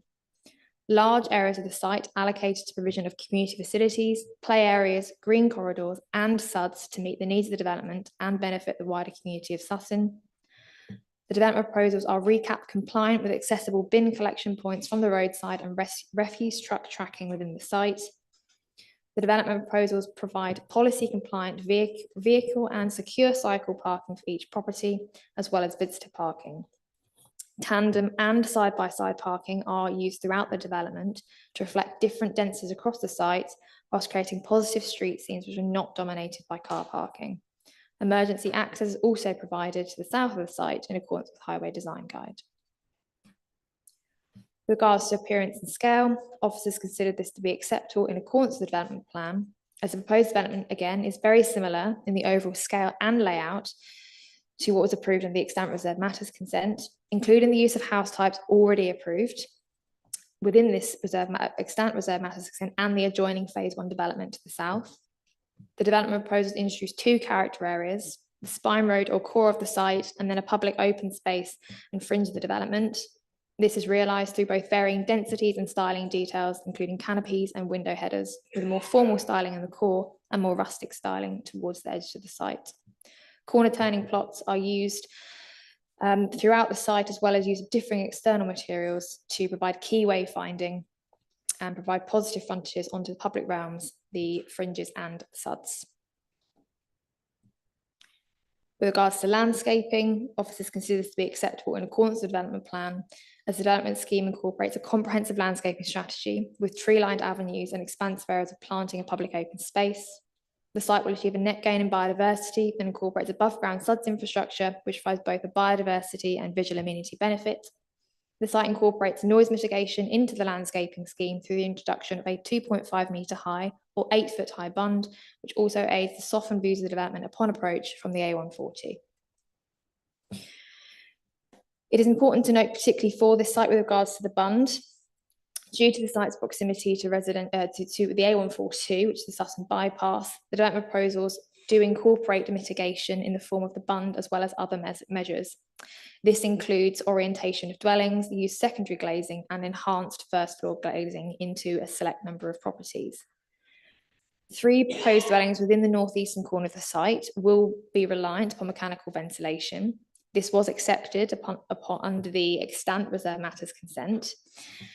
And the use of mechanical ventilation does allow for appropriate airflow and cooling on the first floor of these 3 properties without the need to open a window, which could result in noise levels internal to the room increasing beyond acceptable levels as set out within planning guidance. As advised, all of these mitigation measures, including the use of mechanical ventilation for these 3 properties, has already been accepted by the authority under the Extant Reserve Matters consent on the site. And it's considered that this is acceptable for this development proposal for these same reasons. Whilst it is a less than ideal solution to deploy mechanical ventilation, when balancing the 3 dwellings against the overall delivery of the development site, which would otherwise provide a high level of residential amenity, its use is considered to be acceptable also. All other material matters, including those listed on this slide, are set out within the further detail within the committee report. It is considered that the proposal accords with the development plan, when taken as a whole, would constitute a sustainable form of development and can therefore be supported.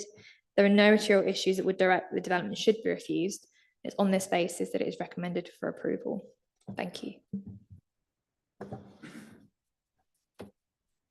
Okay, we now move on to, thank you very much indeed. And we now move to Mike Walker and Jack Gandy. You have 5 minutes between you. You know where the switch on is, I guess. And an amber light will come on at 4 minutes. Start when you're ready, please. Good afternoon, and many thanks for the opportunity to meet you and address you today.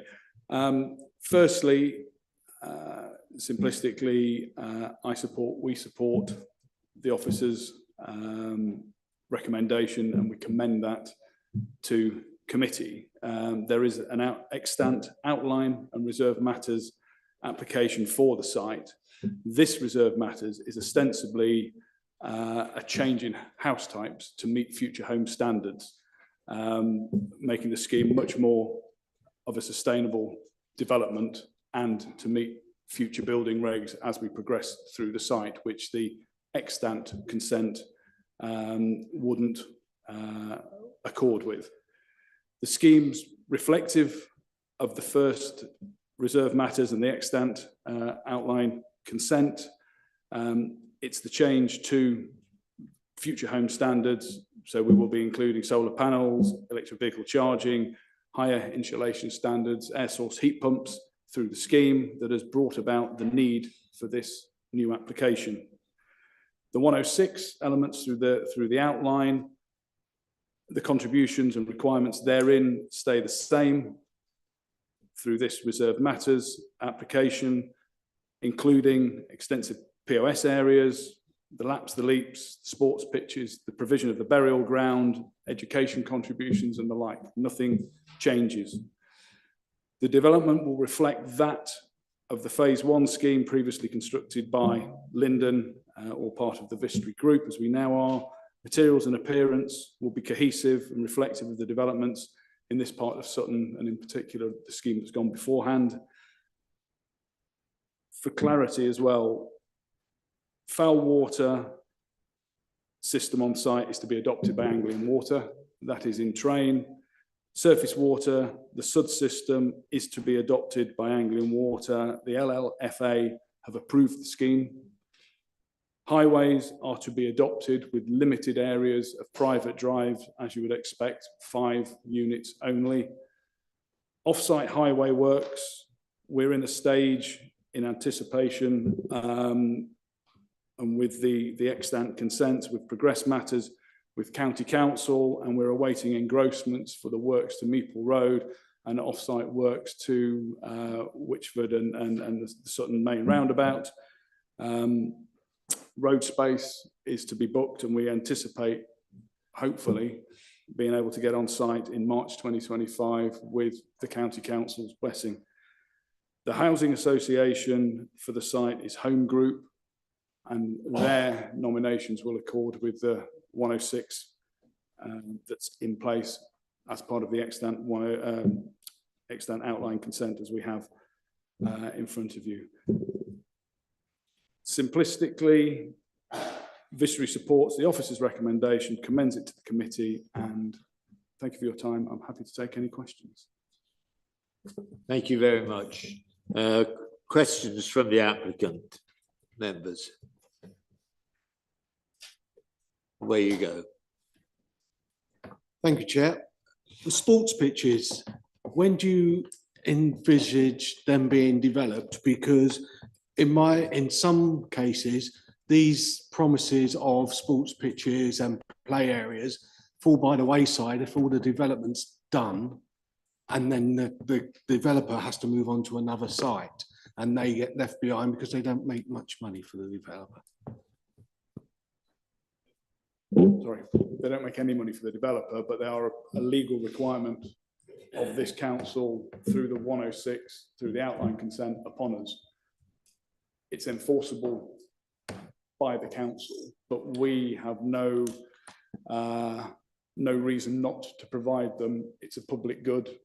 It's costed for within our budgets. There are timescales that we have to provide them by. There's a specification that we have to meet, and within that specification that we submit to you, your officers, we will have to set out our timescales. So we will be agreeing with your officers the exact nature of the proposals, the construction of it, and the timescales for their provision, and then we will be monitored and to ensure that they are provided.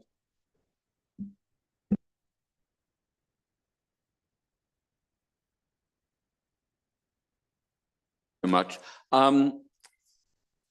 You are seeking some association to provide some more affordable housing. Have you done this in other areas? Have you had success when you've done this with other development sites? it's now the Vistry business model is slightly different to most volume house builders. We're no longer ostensibly 70% market houses, 30% affordable. The Vistry model includes what we term additionality. So it is that extra over and above affordable provision over and above the 30%, the 40%, which whatever the authority requires us to provide through 106s. It's part of the business model. Yes, we have approached a number of providers. We are waiting for responses from them, but we are tasked with bringing sites forward on the basis of open market, the 106 requirement and the additionality, roughly 50% as additionality 106, 50% as market, or as much as 60-40. But it is something it's something we are doing elsewhere across the Vistry group, across the country and across other sites that we have in this district as well. And how successful are you? I mean, what's the likelihood of this happening?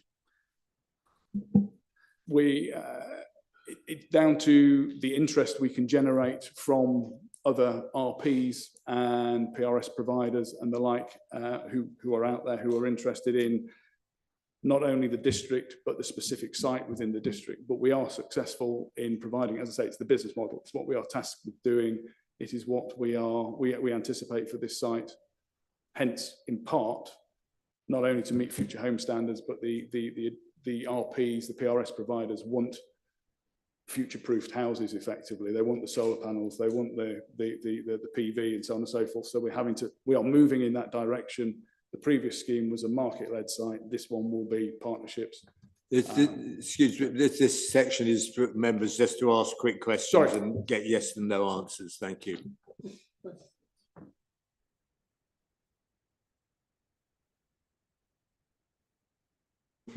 With regard to the football pitches, are they just a fairly flat field with some lines painted on them, or have you actually gone into the requirement that the football foundation would require, which is that they are properly drained, maintained, and some method of making sure they're maintained into the future as well? Quick answer is yes, they will be properly constructed, laid out and handed over to I think it's the parish council is the first. There's Cascade in there. The parish council wants them, and there's money there as commuted sums to provide them, to drain them, and to hand them over. But you've included no pavilion or? It's a different scale of it. It is a lower. I think there's a 1 to 4, one being I don't know, Old Trafford or whatever, down to 4, which are pitches. And these are pitches. They don't have ancillary facilities, but they are fit for purpose, well drained.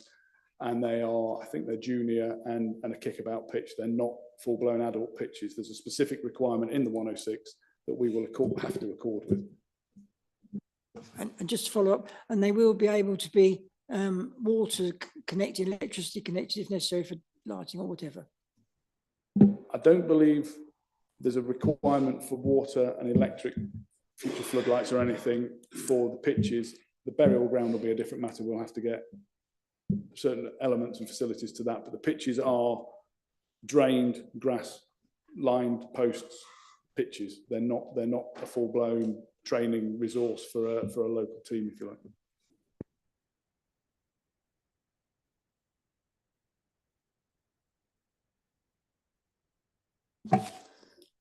I thought I'd imagined reference to a burial ground, which is quite an unusual thing. I missed all that you said to my colleague. I happen to know quite a bit about burial grounds. Have in-depth investigations gone forward to ensure that this piece of ground set aside is actually fit for purpose? Only I know we've been talking about in here drainage and all sorts of things. You will know better than I do, I have to admit. I've been with the company 6 months or so, so I wasn't party to the original outline. Tests have been done on the ground. It has been allocated as being the appropriate site. And I would look to your officers for advice as to who looked at it and who signed it off. But as I understand it, that is the spot. We've had the ground investigations. It's fit for purpose. We need to submit the details further then on that. This is unusual, as I said. Is this response to an identified need for burial spaces within Sutton and Meeple and so on? Can I defer to your officers again? 'Cause I don't honestly know the answer to that historically, but it must be, because it would have been, it's part of the outline and part of the 106. You mentioned a figure of 16 houses per hectare. Is that true? I didn't mention it. It was the officers with respect right. that mentioned it. My calculation would be different, and it depends where you start your net and your gross from. And I know the planning authority have a different. Okay, in which case I'll move. Firstly, I'd like you to put that in a measurement that I understand, which is the acre. Can I get back to you on that one, please? Can I do some calculations? But and then- it would seem to me that it's something like 6 per acre, which is It's really quite a spacious. I'm trying to establish in my, Yes. if it's a spacious development. I know for the previous item, I didn't mention it, it was around 6 per acre. So it would be roughly around that. It is. Okay, thank you.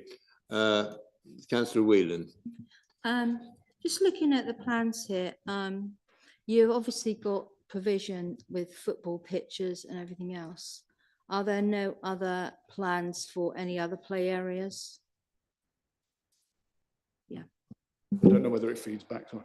Yeah, there's a lap and a leap on the site near the self-build units, just down sort of southeast of the self-build units. There's an area in the centre of the scheme. Yeah, that's quite difficult to see from that. Yeah. Also about will your the playing equipment you install that needs to be accessible? Are there plans to do that? It'll be fit for purpose. It'll be signed off by you as an authority through your officers. So it will have to be of a British standard, so on and so forth, and the relevant maintenance sums management regime will be in place to look after it. Thank you, Chair. Thank you for what you said earlier. I've got one question. You mentioned private drives, about 5 houses only won't be adopted by the Highways Authority.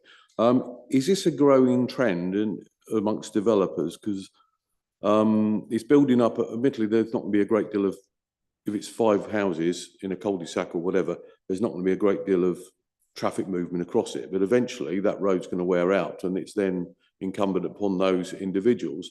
So I just wonder, is it purely cost of developers trying to reduce costs rather than anything else? It tends to be the Highway Authority whether they'll adopt them or not, and they're shorter runs. They tend to be shared. They are along the top, there you go. They're those bits along the top. So there's a limited number of houses. You've got the adoptable turning head to the top, and then you have effectively it's the home zone. It's to calm traffic, and it's conveyed to the house owners. It's fit for purpose.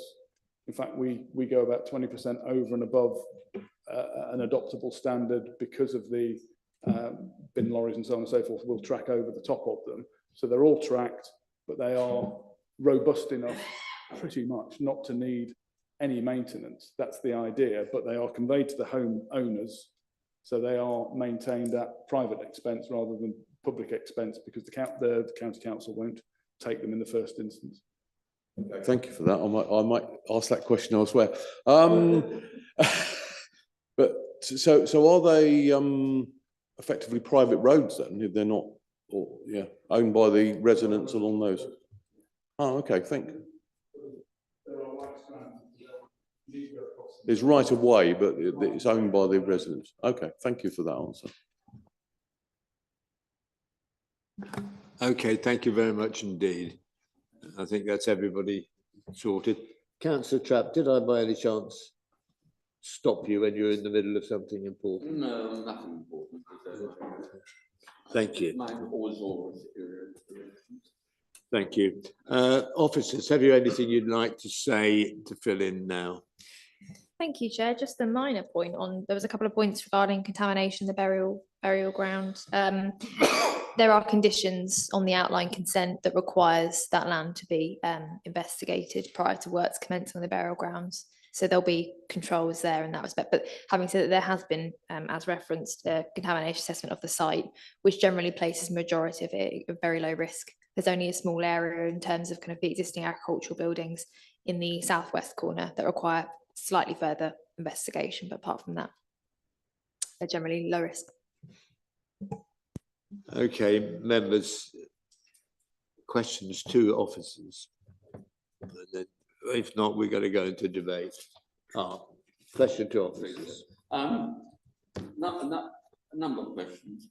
I'm less concerned about this development than the previous one, because it's actually on the edge of the village. It's already adjoining another development. Is there a connection between Seabrook Drive, which is in the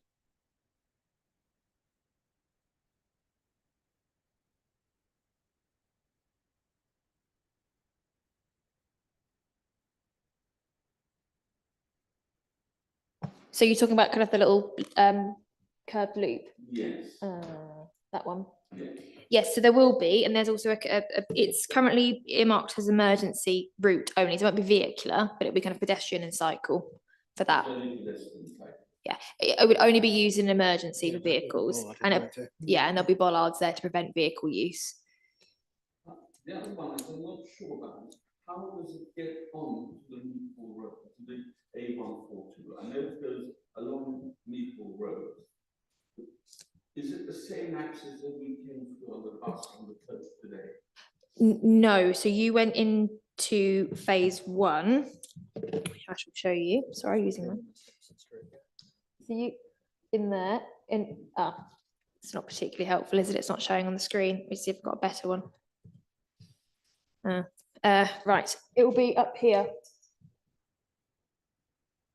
So currently there's kind of an earth mound. That be the main route into the site. So the A142 is that? Yes, so it won't come off the A142. So it's just coming off of kind of Meeple Road effectively. And then on to the A142. There's no connection to the A142.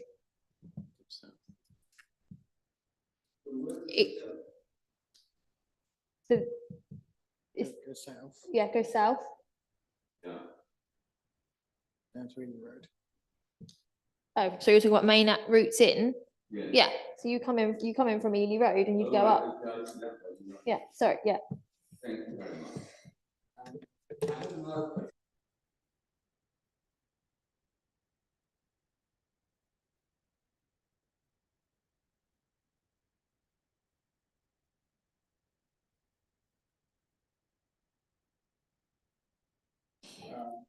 Because obviously that is more easily done when it's being built upon, but we actually provide some kind of,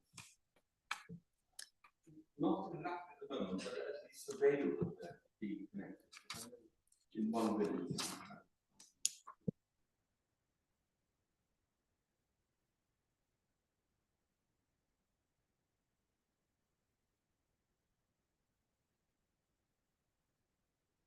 Just wondering whether anything that basis of it's really future-proof. Mystery house seem to say that. Well, I forgot my feeling. We couldn't ask them to do it. It wasn't a requirement of, so just to provide a slight bit of background, and this is kind of where the burial site came from as well. So this site was policy NP4 of the 2019 Sutton Avon plan, and that set out a number of requirements or what the site was envisaged to deliver. Pitches were part of that. In terms of actual specification, it wasn't a requirement of the legal agreement to provide services to the pitches. Ultimately, if Vistry wants to do that, that's up to them to do that, but it's not a requirement that we could ask them to do. Thank you. Okay, we're now moving on to debate, members. We have an application And we're recommended to approve the application, subject to the conditions summarised below. Or overlay for. Councillor Goodall. Thank you, Chair. As outlined at the beginning by the officers, this is a continuation of an approval before, and it's come back to us because there is an improvement on what was offered earlier. So I can't see any reason why we can't approve this, and I'd like to propose that we do. Thank you.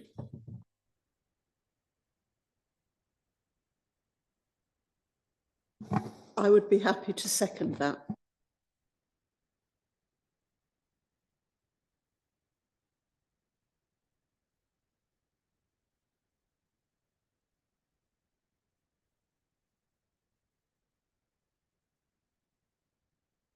Thank you, Chair. I thought I'm broadly in agreement with what's just been said. The only slight issue I've got in my head, but it's not going to be enough to stop me, is the 7.89 is the noise to the upper floor bedrooms right on the eastern side of the site. That does sort of give me slight issues, but it's not enough to make me sort of say we refuse it on that basis.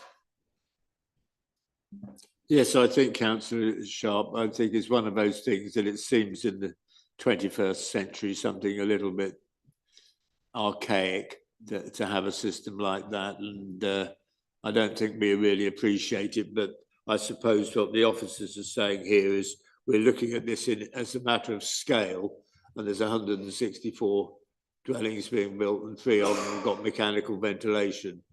I'm just sure that the applicants will make a note of it's doesn't excite people to hear those terms, and I suspect they'll be the last three houses to be disposed of. Anyway, we're still on debate. We have a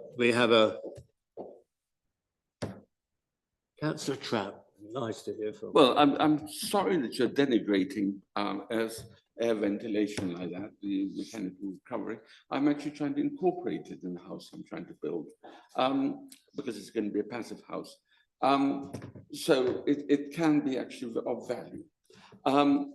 I must say, I just don't like that there's so much tandem parking, which once again, I think is always going to be a problem. And I hope that when we want to look at this, when we do the new local plan, I really deplore the fact that we are not having tandem parking. And it is, I think it's sad. I think developers should be able to cope with that and have side-by-side parking. Yes, I think it's, we all know how impractical tandem parking is, but as it is, it's legitimate, and it's something which we have to put up with. But I wonder in the future whether there'll be even more pressure to have it. But in a normal domestic life, people don't always leave the house and come in at the same time, and inevitably they park in the street, and then the street gets blocked. And the only good side of that is it slows people down. So nevertheless, we will now go back to where we were with Councillor Goodall's proposal that we adopt we recommend we approve the application, and that's seconded by Councillor Ambrose Smith.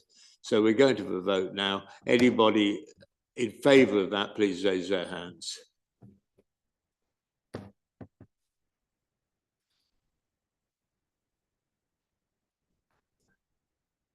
Those against, please raise their hands. Those abstaining, please raise their hands. So that is now approved. Thank you very much indeed. And if you'd like to leave, I'm not encouraging you to leave, I'm just saying it would be perfectly polite for you to do so.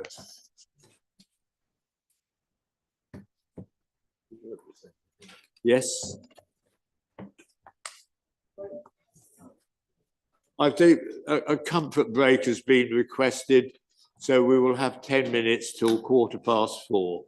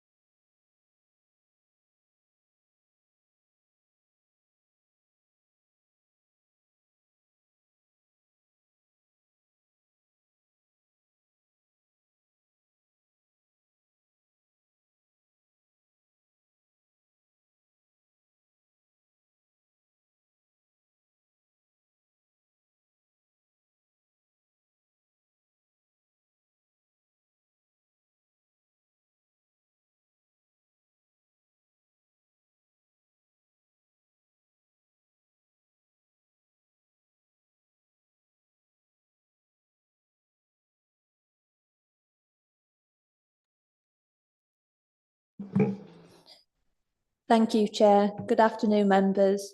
Item 8 is for the demolition of an existing dwelling and the erection of a replacement dwelling at 116 Ashley Road in Newmarket. The site is identified on the location plan and also highlighted in red on the aerial image, which shows the context of the site in more detail. This slide shows some photos of the site as seen this morning, with the photos to the top of the screen showing how the existing dwelling sits within the street scene. The photos to the bottom of the screen show the rear of the existing dwelling, the rear garden, and the relationship with 114 Ashley Road to the west. Members will recall that a previous application at the site was considered at committee in April for a replacement dwelling of an alternate design. Members voted to refuse the application in line with officers' recommendation based on the impact of the proposal on the character and appearance of the semi-detached pair, as well as the wider street scene. This was due to the form and alignment of the dwelling in relation to the adjoining property, as well as its greater height and overall design. I'll provide a comparison of the two schemes after introducing the proposals under consideration today. The current application seeks a replacement dwelling of a revised design in order to overcome the previous concerns and reason for refusal. The proposal seeks to provide a replacement semi-detached dwelling with a room in the roof space, including the creation of an extended driveway to the front of the site, the retention of an existing rear garden. The proposed block plan can be seen on the screen. And now the elevations, with the front and western side elevations to the top of the screen and to the bottom, the rear and eastern side elevation showing the outline of the adjoining property at 118 Ashley Road. The main considerations for this application are the principle of development, the impact on the character and appearance of the area, residential amenity, highways, access and parking, and ecology and trees. The site is located within the development envelope, and the principle of development in this location is acceptable in accordance with Policy Growth 2. In response to the refusal of the previous application, the form of the dwelling has been amended so that the roof line would extend from the adjoining property, and the height of the dwelling has been reduced so as not to exceed the height of the adjoining dwelling. Whilst the dwelling is of a substantial footprint, it is noted that the scale of the dwellings within the wider street scene varies, with a number of the adjacent semi-detached dwellings benefiting from extensions. The plot is considered to be of a sufficient size to accommodate a dwelling of the footprint proposed without it appearing cramped or resulting in an overdevelopment of the site. This shows how the proposed dwelling would sit within the street scene to the top of the screen compared to the dwelling considered under the previous application to the bottom. The comparison shows the reduction in height of the dwelling and the changes to the design and fenestration. The overall design of the dwelling is considered to be acceptable and would not be out of keeping with the character of the dwellings within the street scene, with neighbouring semi-detached properties benefiting from extensions both to the front and rear. In terms of residential amenity, officers consider that the proposal will provide a high standard of amenity for future occupiers. Excuse me, can I just interrupt for a second? Councillor, if you want to go outside, if we get to okay, sorry, can you carry on now?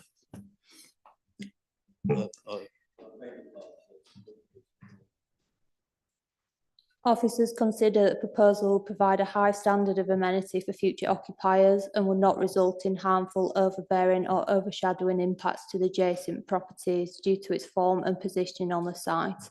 It is, however, considered necessary to remove permitted development rights for extensions in the interest of residential amenity, which would be secured by condition.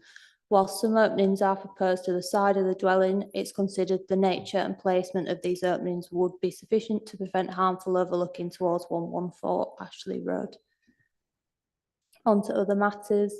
The proposal is considered to have an acceptable impact on highway safety and would provide sufficient parking for at least 2 vehicles in accordance with Policy COM 8, as well as allowing for on-site turning. The proposal is considered to have an acceptable impact on ecology and trees, and the provision of ecological enhancements and soft landscaping details would be secured by condition. The proposal is considered to have an acceptable impact on all other matters, including flood risk and drainage, contamination and sustainability, as set out within the committee report.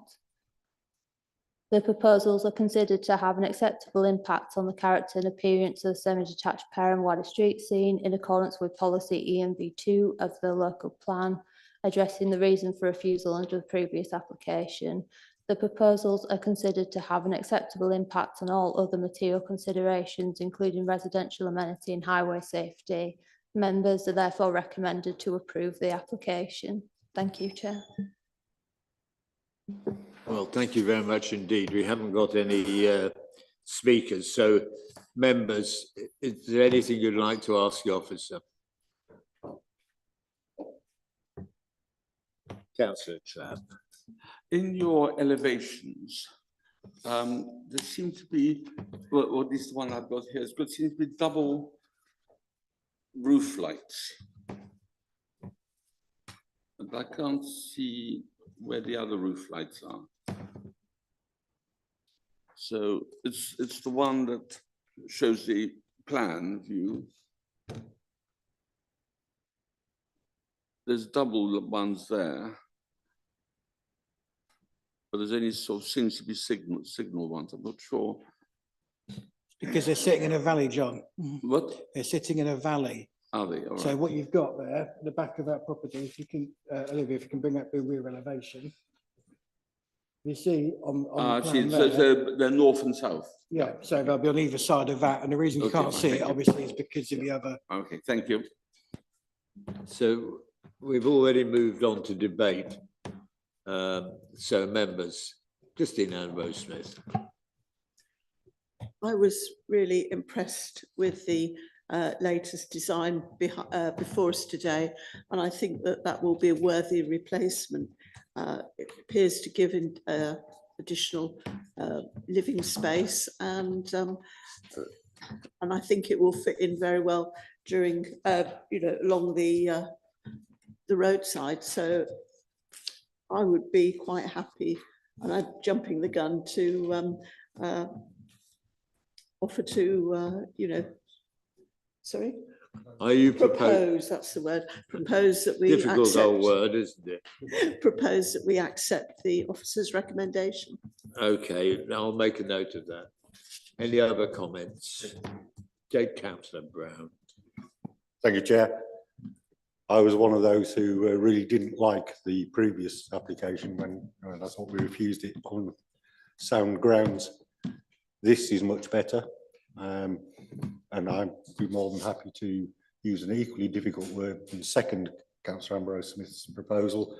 And congratulations to both the applicant and the officers who clearly worked with them to overcome our previous concerns. Well, any more comments? Councillor Sharp. Thank you, Chair. Obviously, I'm one of the two ward councillors on this, and I wasn't on planning committee when you had made your previous decision, but certainly I would support the proposition that we accept it, because it does look a very good attempt at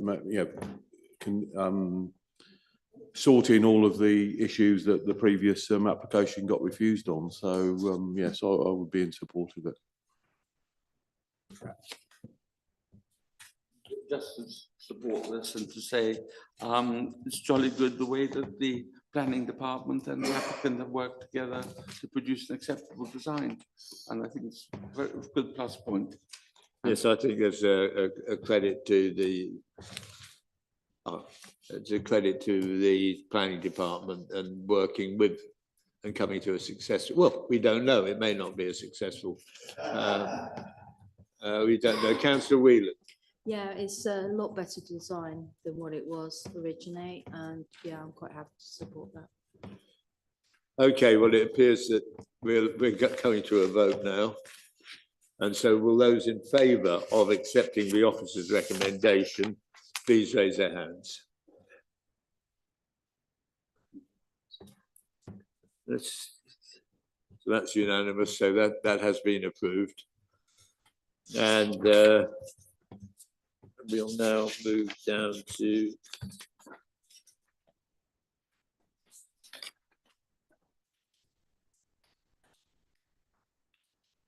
David.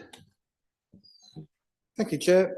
As usual, I will draw members' attention to page 199 of the agenda, which is this month's planning performance report, and ask that members note the figures contained in there. The only sort of headline figures probably that I want to draw to your attention, I say want to, is the minors. Obviously, that's dropped down to a bit to 58%. Obviously, the work that we're doing with regards to the negotiation protocol has meant that a number of older stuff has gone out. Some of that stuff won't have extensions of time on it for obvious reasons. So there will be the odd month where our figures will dip. Our overall yearly figures, however, are well above target. So just in case members are concerned if they noted the dip there. Thank you. Any members got any questions to ask? Well, I think then that's the end of another very pleasant day. Thank you, members, and I appreciate your attention.